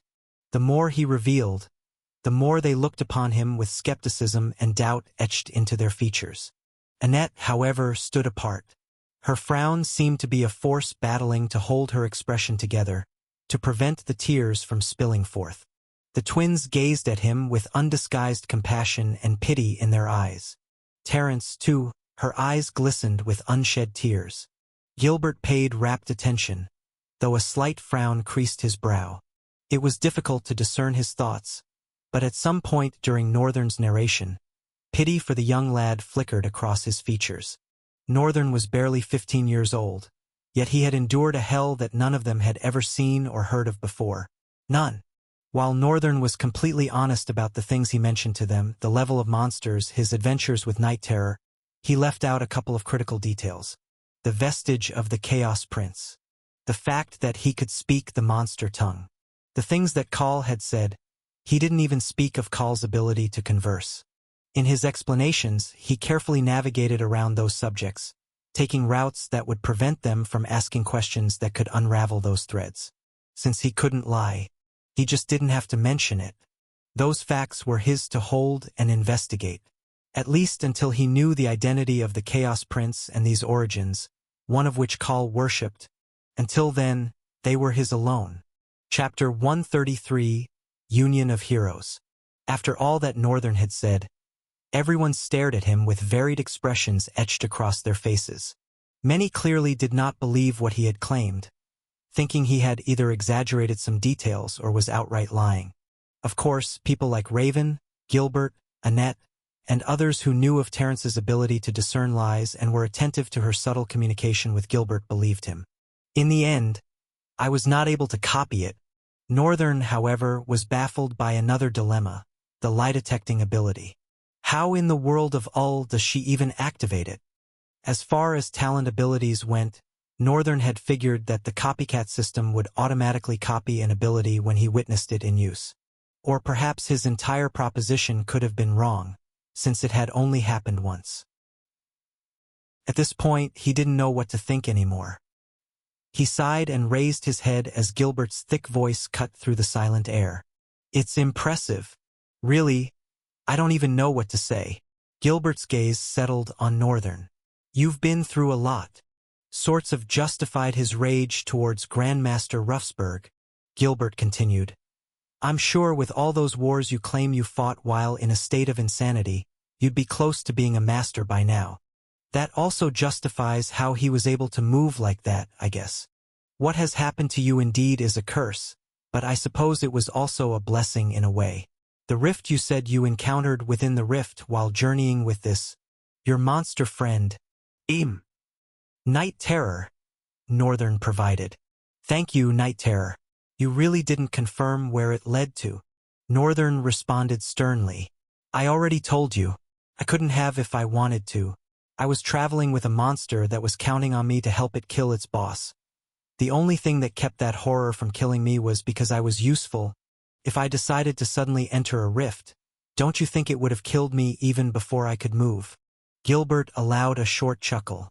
I'm sorry if I sound disrespectful. You have to understand that even though all you have said is true, there are many discrepancies and irregularities when compared to what we all have known about rifts, which are facts. I'm as helpless as you are. They are just the things I saw. Gilbert caressed his rough beard. I see. But some things also make sense. When the rift in the center shattered, several kinds of monsters poured out of it, but the stories speak of four strongest. The Bulfer, the Razorulf, the Weldermorn, and the last one, Phrygians. Northern nodded his head as Gilbert counted with his fingers. Which fit the description of the monsters you say are at war with each other. You also claim to have also come across corpse eaters too. And we've also come across monsters like smoke wraiths and gorge maws. He looked at Northern as he continued. If you say you were at war with these four major races of monsters, that would mean some way they could enter the rift. I see it makes sense to deduce that the rift you saw leads to another rift. Gilbert looked around, taking in all their faces before speaking. This would mean that we know what monsters are in the other three rifts. Well, the one in the center is an issue, but it's closer to Sloria, and they've not done anything about it. For now, we'll focus on the one that could pose a threat to us. He turned his head back to Northern. Young lad, the last thing we'll need you to do is provide a comprehensive report on the monsters and their abilities. If you can't write, I can have Braham here. I can write, Northern interrupted sharply, frowning. It was understandable why they would think he was incapable of writing, as he had grown up in the outskirts of the city, where most children did not have the luxury of getting a tutor or were not considered intelligent enough to grasp such skills, if taught. The way nobles looked down on countryside folk was even more dire than this, and Northern was somewhat familiar with the game. Oh, okay. Then I'll trust you to make the report. Gilbert paused for a half-second and continued. I think you can be excused with that. Since you are not a member of this union, it's only best that you excuse us while we make further plans, right? Or have you changed your mind? Everyone turned their heads toward Northern. Sly. He's one hell of a sly bastard. Northern curled a corner of his lips and let out a silent scoff. It's fine, headmaster. I still remain firm on my decision. I'll leave now. He bowed and removed himself from the table but stopped as he was about to go further. But do not forget to uphold your end too. Gilbert smiled and responded, Of course. Then Northern walked out of the hall, leaving the Union of Heroes to whatever planning they had to do. Silence ensued in the hall for a couple of seconds, even after Northern had gone completely. Then Arlem's arrogant tone shattered it all. Are we seriously going to believe that story? He inquired, folding his muscled arms. Terence frowned and shot him a response. I was monitoring him closely. There was not a moment where he lied. It's crazy, though. So you're telling me that guy went through all of that and is still alive? A red-haired guy noted, his eyes sparkling with astonishment. I don't think I'd be able to sleep at all knowing a monster is around me. We have to admit it. He's been through hell. Another guy, a black-colored buzz cut with bushy brows, commented. If Lady Terence says that she detected no lie from our survivor. All eyes came on Gilbert as he took a moment of respite and continued. Then I think it's only expected that we believe him. Moreover, his story correlates with some facts that we have seen around. With what he will provide about the monsters, we should be ready to challenge the next rift. Gilbert smiled and stole a glance at Raven, who sat with her usual cold expression. Well, with that, I think that should be the end of today's meeting. Do not forget to go for your hunt when it's your time. Order must be kept in this place, you hear me? His eyes drifted toward Arlem at the last second. Yes, sir. They all voiced out at the same time, their voices all muddled and rough. Chapter 134. The Boy Named Ellis. After being let out of their meeting room, Northern decided to take a look around, not because he was particularly interested in whatever they had managed to build, but because he needed to kill time somehow. Or perhaps he was interested after all. From the open hallway that hosted the door to the meeting hall, Northern walked straight, tracing his steps through his memory of how they had reached here. After the hallway, he took the stairs down and opened a door that revealed the view of the main hall before his eyes. Murmurs and noises from different sources resumed. The place was like a bustling marketplace. Shelters were scattered here and there, and people were engaging in all sorts of business and conversations. One particular vendor was selling items for soul cores. Northern was tempted to meet him since he had some beast-rank soul cores with him, which could fetch him some very good items. But he instantly killed that thought. I have quite a lot of items. I'm not in a rush to get more. He was pretty okay with everything he had right now. He moved forward, looking elsewhere. Another vendor was selling makeshift armors. For guys that don't have enough to get real items, huh? Somehow, Northern's mind was drawn to Braham's subordinate from before. But is it really possible that some people do not have items? He paused for a couple of beats, then looked at the lean-framed boy selling the makeshift armors. He was also selling a few other items. Plates, bowls, cups, chairs. They were all arranged around him while he was seated in the middle, very close to the pathway of the hall adorned by a faded red carpet. Northern approached the vendor and looked down at the items and the boy. Do you want to buy this mundane armor? The boy smiled with his eyes. Ahaha. I doubt you'd want this mundane armor. The one you have on looks pretty cool already. That's right. The Eternal Twilight armor had an almost flawless appearance, its white tunic and cape giving off the feel of a divine hero. Although the white clothes had seen better days, perhaps lost their purity in the process, they were still far better than these makeshift items the boy was selling. And the seller didn't need to be told that much. You can buy other stuff. Let's see, we have He glanced around, looking for something that might pique Northern's interest. Oh yes, there's this. It's an alarm clock. He brought up a rectangular wooden box with glass. It must have been constructed with materials scavenged from the surplus in the castle and other magnificent buildings around the capital. Northern didn't even concern himself with the thought and simply stared at the alarm clock indifferently. It's a magnificent thing. I can't help but wonder who created it. What do I pay with? He asked. The boy's eyes glowed with enthusiasm. Anything you think you can part with. Could be an item that is useless to you. Anything would do just fine. For a second he looked desperate. And it didn't get past Northern. The boy stared intensely at Northern, waiting for a reply.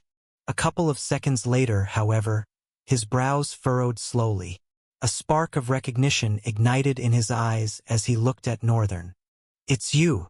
he suddenly shouted as he remembered clearly. Northern looked at the boy and raised a brow, glancing back and forth before pointing to himself questioningly. "Me?" The boy answered immediately. "Yes, you. It's you from the Academy Gate. Do you remember?" Northern frowned slightly. "He's from the Academy?" I had no doubt that he was a native of this continent. It was natural to think that everyone here was a native of Stelia, the Starlock continent, and the heroes of justice with their party members were students. Moreover, this boy looked nothing like a student. His hair was rough and tangled, black stains stippled across his face, and his clothes were no different from rags. Graham's subordinate from before was 100 times better off. "Even though I don't know him, I'm curious." Northern allowed an accommodating smile. "I'm not sure I remember you. Please, can you remind me?" The boy's eyes flung open, as if butterflies had flown out of Northern's face and flushed his own. There was something about Northern's approach that pulled him in like a whirlpool. He quickly shook his head and lowered his gaze before responding. I'm Ellis Rutforn, he said, looking away. Northern arched a brow. What's with that reaction? He refocused on the boy, recalling the name he had provided. Ellis, Ellis, I am. Northern, the boy said quickly before Northern could complete his sentence. Northern stared at him for a couple of seconds, his expression blank. Okay, Ellis. Thank you for remembering me. Ellis nodded, but his eyes stayed fixed on Northern. Okay. This is getting weird. Northern looked around, visibly growing uncomfortable. Well, I don't think I'll be needing the clock. I just wanted to figure out how trade works here. Well then, I guess I'll be going, he said awkwardly, slowly moving his steps away. Actually, he didn't just want to inquire how business was done here. He had also wanted to strike a deal. After all, he needed someone to help him with all the somewhat useful but useless to him items he had. I guess I have to look for someone else. Before Northern could fully turn away, Ellis shouted, springing forth to his feet. Please wait. His voice rang through the hall, causing a momentary silence. Northern couldn't help but freeze. A second later, everything returned to how it was, the usual chatters and noise. Then Northern turned around and looked at the boy Ellis, with a deep frown. You better have an explanation for why you shouted like that. Ellis frowned back, his face carrying unyielding determination. I had found it wrong that a prince from Lewengard was in the academy, despite the calamity that had befallen Stelia. However, after seeing you and hearing that Lewengard Empire is unaffected by this incident, I can't help but think, perhaps something is going on. Northern's frown darkened. What's this bastard going on about? Listen, I don't care about your secrets or plots. He lowered his head 90 degrees. Please help me. I need your help, he yelled. Again. Chapter 135. Ellis's Misunderstanding. Northern was overwhelmed by embarrassment. In that moment, he wished the ground would open up and swallow him whole. People glanced their way, but ultimately, they were consumed by their own business. With so much happening in this land, it would be concerning if some group had ample time to focus on others' affairs. Not that such people didn't exist.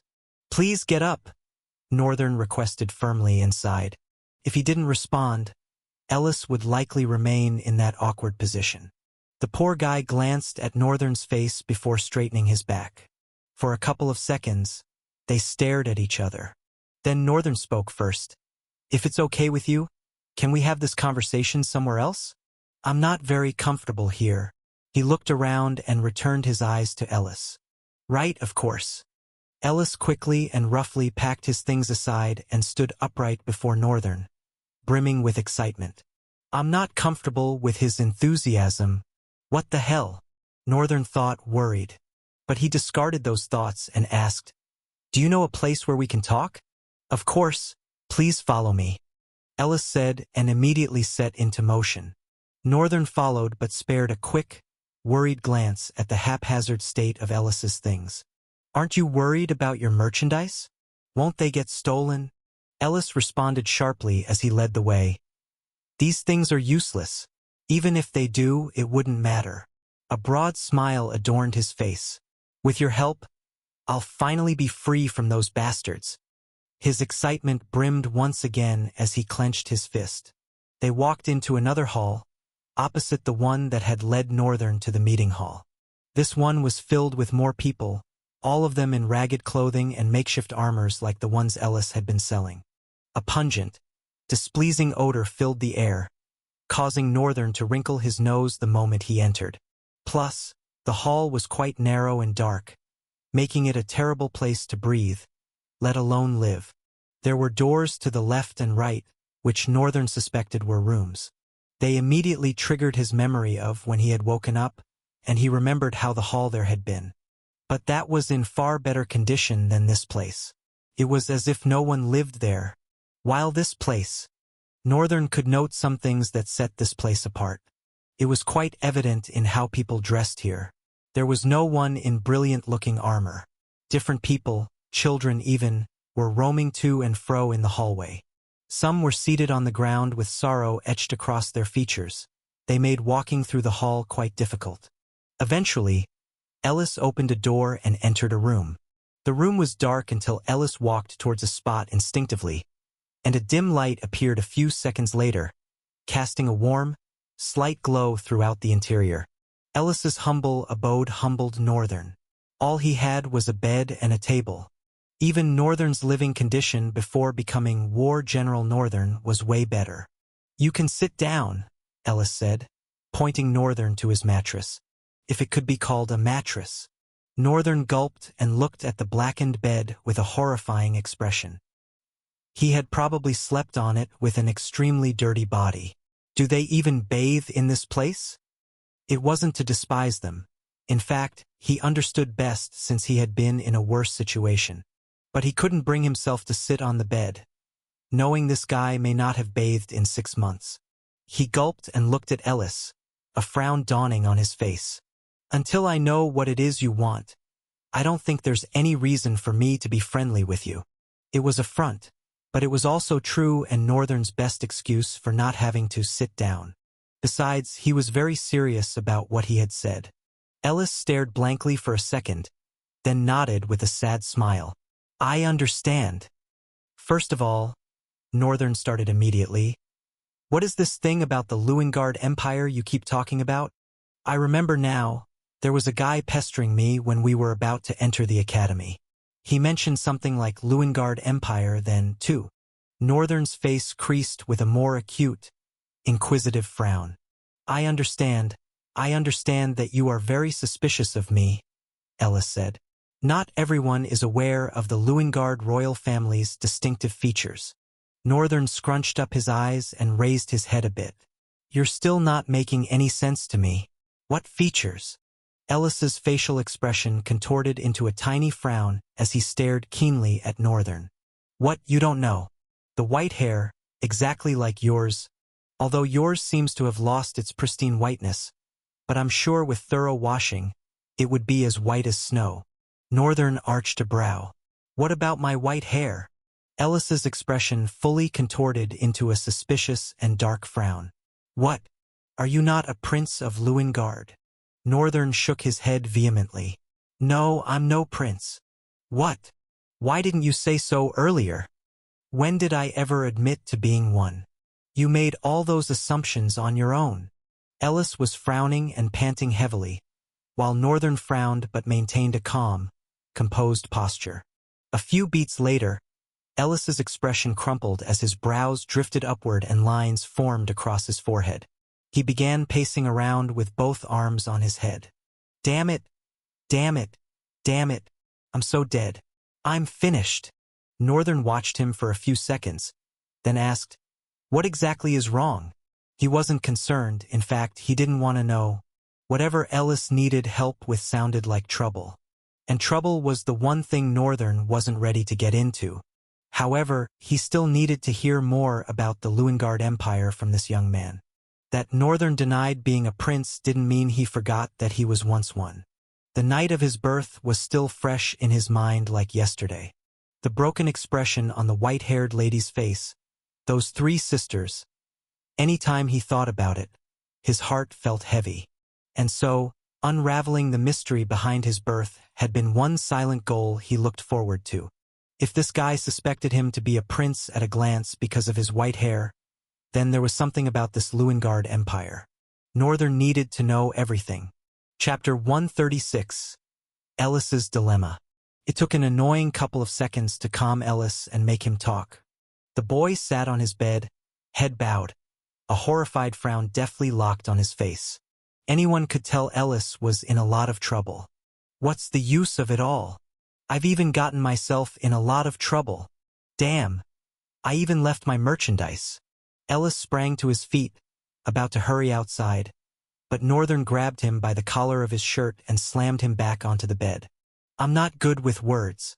I don't even know what to say to this bastard. Northern folded his arms and looked down with a gloomy expression.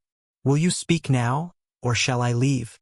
Ellis curled for a second from the slight ache running across his back. If Northern's grip had been any stronger, he could have broken the bed. He caressed his back and stood up, frowning, clenching trembling hands. What can you do? There's nothing you can do. I thought you were from Lewingard. I needed you to help me run away from this place. I thought with your influence as a prince, I would be able to get into the Lewingard. Damn it, I was crazy to think I was lucky since I was the only one who knew you were a prince from Lewingard. Ellis explained with a trembling voice. Ah, I see. Northern lingered for a moment before adding, Why?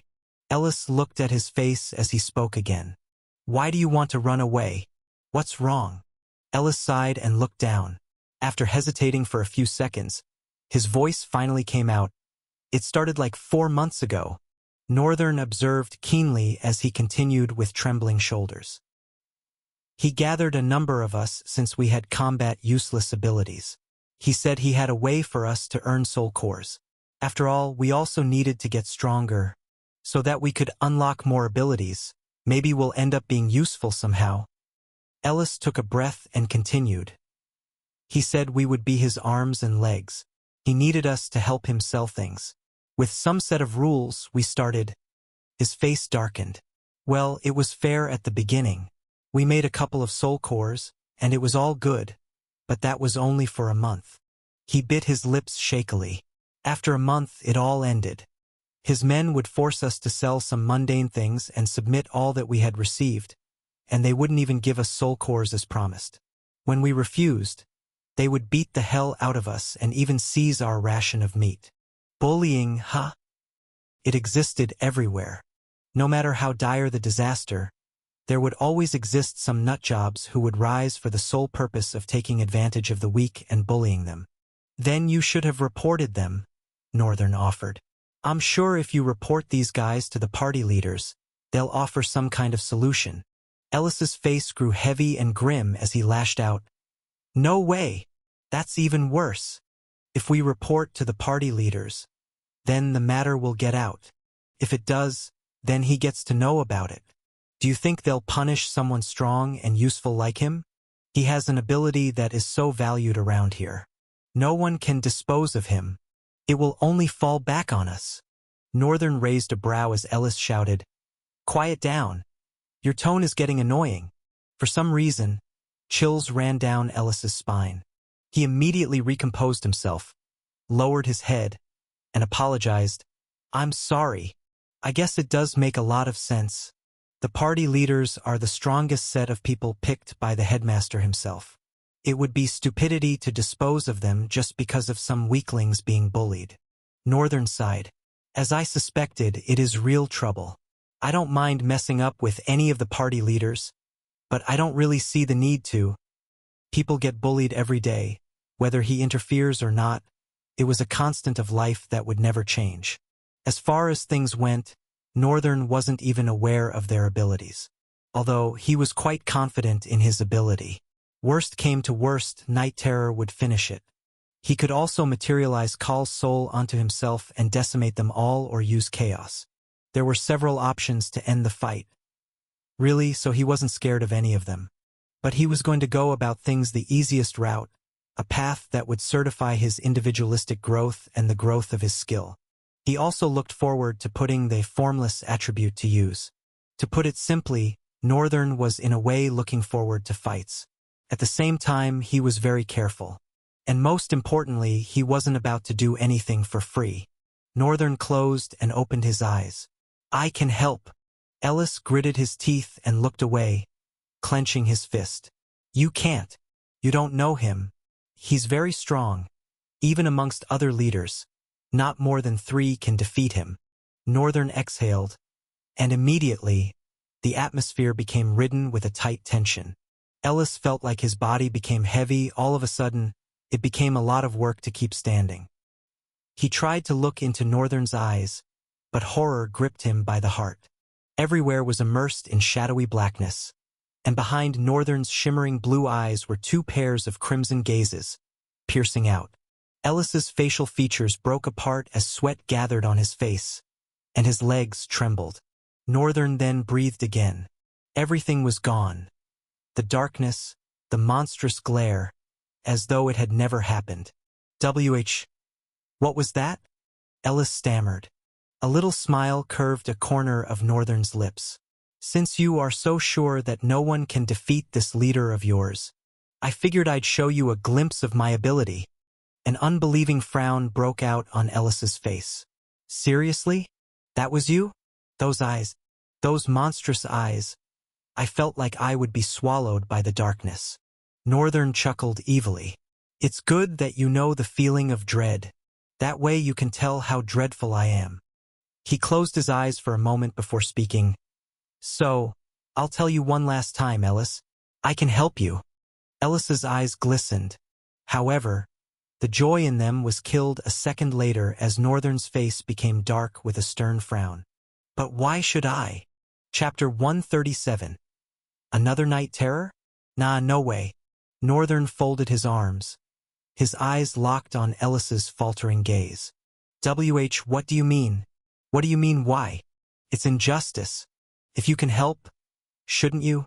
Northern remained silent for a few tense minutes, his expression unreadable as Ellis frowned slightly. When he finally spoke, his hoarse voice came out first. "You're stupid if you think that way. Injustice? It's a way of life. The strong eat the weak. Do you call it injustice when you kill monsters and eat their meat without worry? No, it's normal. You have to survive one way or the other." He stared intently at Ellis's face. "Look, that is exactly what's happening to you right now. Those guys have to get by in life one way or another, whether it's preying on you or others. But that's injustice to you." Northern scoffed, his eyes hardening. I'm irritated. He cast one last disgusted look over Ellis's form and turned to walk out. Before he could make it through the door, a heavy thud reached his ears, as if something fell. Northern turned around to see poor Ellis on his knees, biting his lips, tears streaming down his face. "Please, I beg you, have mercy. I'll do anything.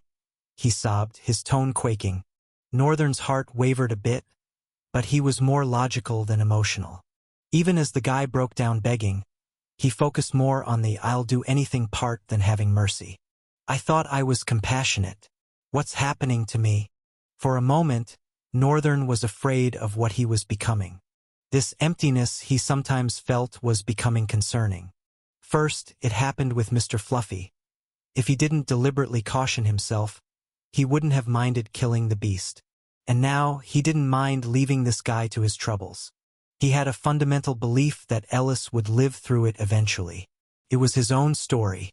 After all, no one came to his own aid either. Northern sighed, then his voice came. "Since you say you'll do anything, it's fine. I'll help you." He turned away and turned the doorknob, opening it. "But you're going away?" Ellis's voice quickly followed, causing Northern to look back at him. "Well, yes, I am." "What? Do you want me to babysit you? Or do you want to live with me?" Ellis lingered for a second, then responded, his tone utterly tamed. I don't mind." Northern let out a big laugh immediately, then shook his head at Ellis. "Trust me, you do mind. You'll prefer your life here. Don't worry, I'll be around. Should anything happen, just scream dark terror regardless of where you are."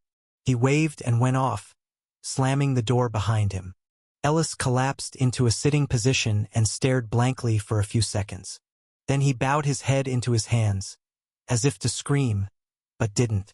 Instead, he slammed his fist hard on the ground, instantly regretting it as his knuckles protested in cruel pain. Northern found his way back to the main hall and walked outside himself. Immediately the door opened. Mr. Fluffy's ears flew up, causing the white wolf to spring to its feet.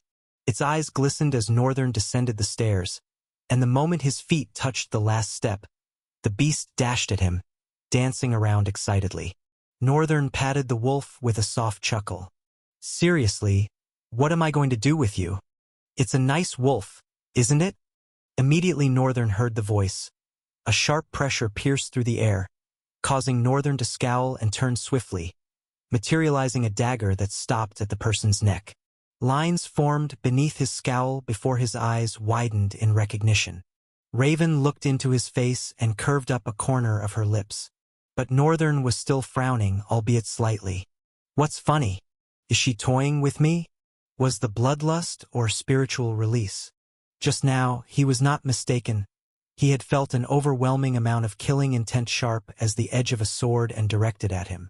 One that resolved him to want to slit the person's throat in one go. And he had only stopped because the moment his dagger fully materialized as his hand lashed forward, the killing intent completely disappeared. That's one hell of control. It was incredibly dangerous, but he had to admit it. "I can't tell if it's bloodlust or spiritual release. Sure, I could have done something like that, but only with bloodlust." Northern had experienced bloodlust many times. Eventually, he'd been able to use it too. It worked like spiritual release but could not cause physical harm, while it was very possible for spiritual release to cause physical harm. The point of spiritual release is that essences are augmented enough to tear through air. They become very dense and able to materialize while maintaining an invisible nature. Bloodlust was an actualization of one's thirst for blood. It's possible to hate a being and desire to kill that being, and the being wouldn't even notice at all. It had happened before. But when one has slain and slain and slain, the scent of blood begins to linger around them. It gets thicker and stronger with each blood they take, and eventually, it gets to a level where it can materialize and be felt even by mundane beings. That feeling when one can tell that death is lingering behind them even without having to look. Northern doubted if Raven was a master. If so, that would mean that what he experienced just now was her bloodlust. But this much? Just how many monsters has she killed? And controlling it to this level. Northern felt like he had just crossed path with another monster. Another night terror for some reason. He didn't even know bloodlust was something that could be controlled. Nah, let's not give her so much credit. Night terror is on another level. The smile on your lips is irritating. I'll have you get rid of it. Even with his words, Raven was still smiling, looking at him with sparkling red eyes that hid some level of coldness. Her intensive look made creeps crawl on Northern's skin. He withdrew his hand and hid it behind his back, then brought it out with no dagger. For a split second, Raven's eyes followed that movement. Then she brought her gaze back to his face and finally erased her smile. Sage Gilbert asked me to provide you with whatever information you'll be needing. Northern patted Mr. Fluffy's smooth, flat head as he responded, "Oh, okay. I thought he'd send Instructor Annette since that'll be easier for me. Maybe something is going on between them as I guessed, and maybe it's deeper. You sound dissatisfied." "I'm not exactly satisfied." Northern allowed a little creepy grin. Admittedly, his smiles had improved after getting out of the rift, but this one suddenly felt off. Maybe he was trying too hard. Raven ignored his look and said, "If you need knowledge on everything there is about a drifter and talents, there's no one else that can best me. I guarantee you that." "That's rather arrogant of you." "There's nothing arrogant about me. It's just plain truth." She cocked her head to the side, causing her black hair to tilt. "Shall we move? Or do you want to have your lecture here?" Chapter 138. Instructor Raven. Raven and Northern walked outside the castle as she began her explanation to him. She skipped the basics since Northern was already equipped with that knowledge, even though he had learned it the hard way. Some he had an idea of because of his mother, so he didn't need a thorough expansion. But others... Wait, so you're saying it's impossible to increase the class of talents? Raven glanced at him and nodded, then turned front as she continued walking. "There's a reason talents are ranked into classes." She nodded a greeting as a young woman in ragged clothes passed by. Turning to Northern, she continued, "Talents, in their core, are a class. They determine the route to power a drifter takes. These classes are grouped into 3 basics: warrior, mage, and engineer." She nodded another greeting. "The warriors. Swordsmen, knights, archers, hand-to-hand combatants." Northern interrupted politely. "Yes, and the mage class are drifters whose talents, without learning an art, give them abilities that can't be used with weapons and somehow overcome the limitation of distance. Then we have engineers, whose talents are great for utilities." Northern nodded in understanding. Ranking talents would have been against their stagnant nature. And since drifters didn't have a definitive classing system, talents were classed instead. "I think I understand. Your talent class means your route to power and how efficient it is, which is supposed to be the grading. Then that grading is constant and cannot be changed." Raven nodded. "It's nice to see you getting it. You're a natural. Thanks for the compliment, I guess." Crap. What exactly does this make me? If talent classes couldn't grow no matter how one tried, then didn't that make him one to be honored, a gem in this universe? I can evolve talent classes, make them better than they were. Of course, that was currently for himself alone, for now. And I can have multiple talents. In the long run, have multiple talent abilities. In a way, it could be said that I have multiple classes and may choose to be whatever I want. I could even have a different persona for each talent. Or I can decide which kind of fighter I want to be. A warrior today, maybe a mage tomorrow. Hell, I could even be an engineer if I wanted. The limitations placed on the copycat ability had made Northern not think too much about it. But in the long run, he was bound to eventually become the strongest being in Trial. Or so he felt. I just need to be very delicate about the talents I copy. Are you okay, Lael? Raven's voice broke him out of his trailing thoughts. Northern frowned a little at the pristine lady beside him. I warned you about that. I'm sorry, North. His eyes stayed on her blankly for a couple of seconds. I didn't expect her to give in so easily. Next, we'll be talking about the state of things in this continent. Raven's voice trailed, helping Northern back to the main point. You might not know this, but the Dark Continent is the smallest of the 5 continents. You can remove 10 of it from the Central Plain, and the Central Plain still isn't be the biggest. Then why was it allowed to be a continent, even though it wasn't big? Northern inquired with an inquisitive frown. Because of Luingard Empire. About 50 years ago, Luingard submitted a petition to be recognized as their own continent. Before then, this used to be part of the Central Plain, although it's an island quite far away. She paused and looked at Northern to ensure he was listening, then added after observing his focused expression. It was situated at the northern edge of the Central Plains, to be exact. Northern looked at her for a couple of seconds, both their expressions gravely blank. Is she trying to make a jest of me with that face? Raven looked like an unfeeling robot, one incapable of changing facial expressions. She was flawlessly pretty, no doubt, but her face was stony, constant, and never changing. There were moments of small smiles, but they usually didn't last long and came once in a blue moon. They stood at the edge of the outer settlement, marked by a bridge that arched over a dried-out drainage system, a gutter of some sort. Raven leaned on the concrete frame and folded her arms as she resumed. Because of its power and influence, Luingard was eventually granted permission by the Seven Kingdoms Council. Right, I know about that one. It's the Council of the Seven Kingdoms in the Central Plain that rose as a contingency measure to balance the growing of Riemgard Empire. And Riemgard Empire was the sole powerhouse of the Central Plain. If the Academy was one reason the Central Plains was adored and loved, Riemgard was the other reason why it was hated and feared. Raven's voice trailed back into Northern's ears.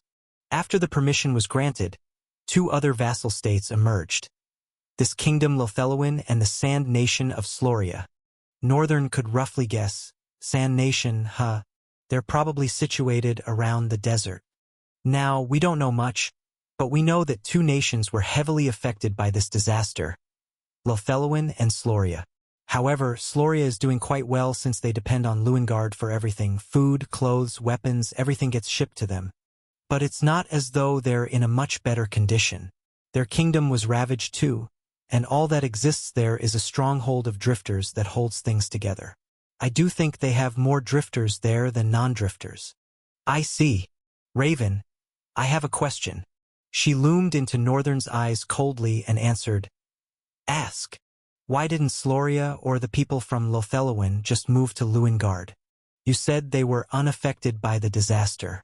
Wouldn't it be much safer with the power of the Empire? They'll be able to fight the rifts and eventually win.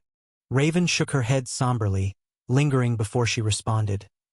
Luingard Empire has walls as high as the Academy's. Their gates are locked to outsiders. No one has even seen what it's like on the inside. Everything is encased within a colossal wall.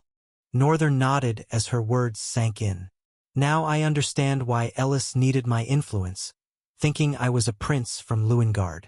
Northern raised his gaze again, his eyes folded with determination. Raven, I have one more question. Chapter 139. You'd be shocked. Raven silently consented for Northern to ask his question. She didn't say anything, merely looking at him as he opened his mouth. So, how are soul cores absorbed? Raven's eyes widened.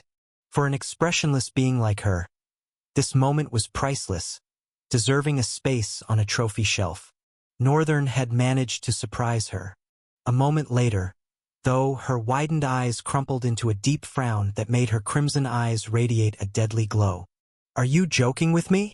Northern closed his eyes and made a polite smile, his hands behind his head. I'm so sorry. I didn't mean it that way. It's just that I'm quite inexperienced in a lot of things. Raven's frown lingered for 3 more seconds before she relaxed her face into its usual expression. You don't know? I don't know, Northern responded with a shy nod, still scratching the back of his head and trying to smile, which again looked awful on him. Raven stared silently, then blinked and started. Absorbing soul cores is simple. There is a general method which every drifter knows, common knowledge that is taught.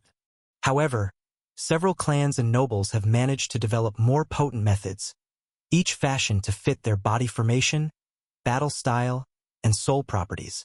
So today, there are several methods used to absorb essence from soul cores, but I can guarantee you that all of them were developed from the general method. Northern nodded as she finished. Essence absorption had been one of his concerns, not because he was looking forward to absorbing soul essence one day, As far as things went, that was still impossible.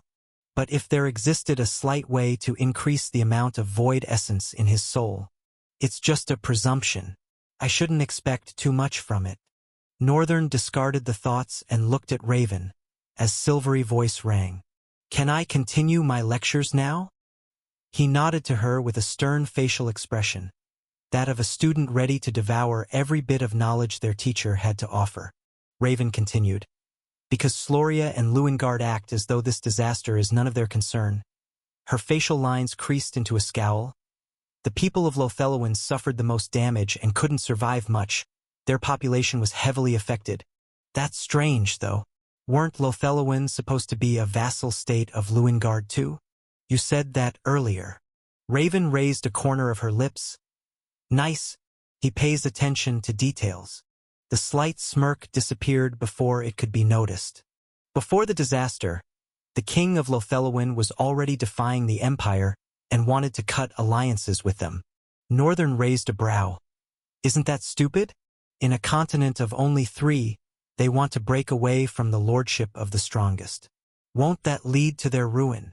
He looked at Raven intently. I suppose the king wouldn't have just wanted to do that, except he had a backing. His thinking is intelligent too, Raven remarked inwardly. The past is no concern of ours. What matters is that because of this act, Lothellowen was completely abandoned, and its people were left to suffer. Eventually, they scattered everywhere and found safe havens in mountains and caves, managing to live away from monsters and continuing their lives. Northern turned to look at the ragged people of the outer settlement. He could see kids amidst them, some seated in front of their tents here and there. Then he looked back at Raven. I'm quite shocked that they still manage to reproduce even when faced with such horrors. Humans are one funny thing. Raven watched him keenly, as she had since the first day they met. He's mysterious, she thought, then continued. When we arrived, we had to settle somewhere.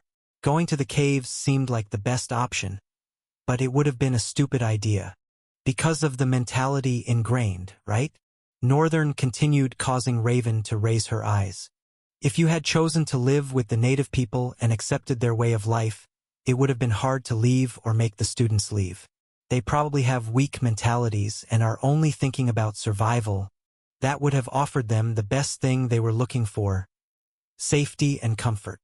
A small smile made it to his lips and ran away half a second later, replaced by a fearsome glare as he went on. While those two things do sound like the best, they could be incredibly fatal. Because once they all get comfortable and safe, they'll abandon the idea of ever returning home. As long as there's food, they'll eventually continue living in this disaster and eventually forget it all. They'll just live, like worthless nobodies, all because of fear, comfort, and safety. The surprise on Raven's face took longer to wipe off this time. I want him. Her eyes glittered. Perhaps, in all her life, Northern was the one person who had managed to amaze her so well. His thought pattern is so impressive. Raven had been unable to convince any of the students. It was useless. They couldn't see what she was doing when she told them to head to the capital of Lothellowen and confront the monsters now that they had the strength. Luckily, Gilbert, Annette, and the twins were already there. With the presence of a sage, the students were eventually able to fight. And Gilbert also understood her point after much explanation. But Northern was different. She didn't even need to explain things to him. It was like he was thinking the exact same way she was. But there's something I don't understand. If his thought is this efficient, why did he refuse to join the parties? Surely, he should have seen that this could be the best course of action for him. To Raven, Northern might be exceptional, but at the end, he was only a drifter, and there was so little he could do alone as a drifter. Northern needed people, she understood that fact too. If they wanted to conquer the rift or even return home, they needed each other. So why was Northern excluding himself from the rest of them? Chapter 140. A Rational Conversation. The thought tugged Raven's mind. What could this young man be thinking? What were the thoughts that backed his actions? If Northern had proved to be an intellectual person, why then was he acting otherwise? Selfish and stupid. She couldn't understand. Shaking her head to dispel those thoughts, Raven looked at Northern. I'm impressed. You think quite deeply in many areas. Northern shrugged nonchalantly. Anyone would have thought that way if they'd been in my position. I see. Raven observed him silently for a few seconds before his voice broke through. I can't help but think how stupid Gilbert is after all this. She flinched, not expecting that remark. Northern went on, oblivious to her reaction. If he managed to sway the students, regain Lotheloan's capital, accept the natives, and establish some order, even though there might be rips and tears here and there, it was still commendable. With such order, they'd be able to return to the Central Plains, I'm sure. Raven frowned. It's not that simple. Crouching down, she picked up a small twig and drew a map on the ground. This is the continent of Stelia. It is situated in the middle of the Talchia Fuego Sea. We are located here, in the southwestern area. At the edge of the land here, it's the endless body of the sea. If we want to return to the Central Plain, we have to go here, cross Sloria stronghold to Luingard Empire in the northeastern area. She tapped that point emphatically. Luingard Empire is not just the powerhouse of Stelia for nothing. See, from the northwest, all the way to the east-southeast, their territory encompasses all. Northern frowned. Isn't that almost half the continent already? Quite. Raven gestured at the map. The problem is, this northeast here is where Luingard Port is. The port is our only lead to the Central Plain. As long as Luingard is not opening their gates to us, we won't be able to get a ship and journey back to the Central Plain. But it's also possible to build a ship and go around. Raven dropped the twig and dusted her hand as she stood up. Do you think that would be a smooth voyage? Before he could reply, she continued, Have you heard of protectors? I have, but I'm not sure what they do exactly. Protectors are drifters assigned to guard the borders, preventing monsters from entering the continent. Northern's brow furrowed skeptically. How could any monsters cross that vast sea? You are correct, and Talchia Fuego is not a body of water that can just be swum through. No monster would make it that far. Raven's eyes grew somber.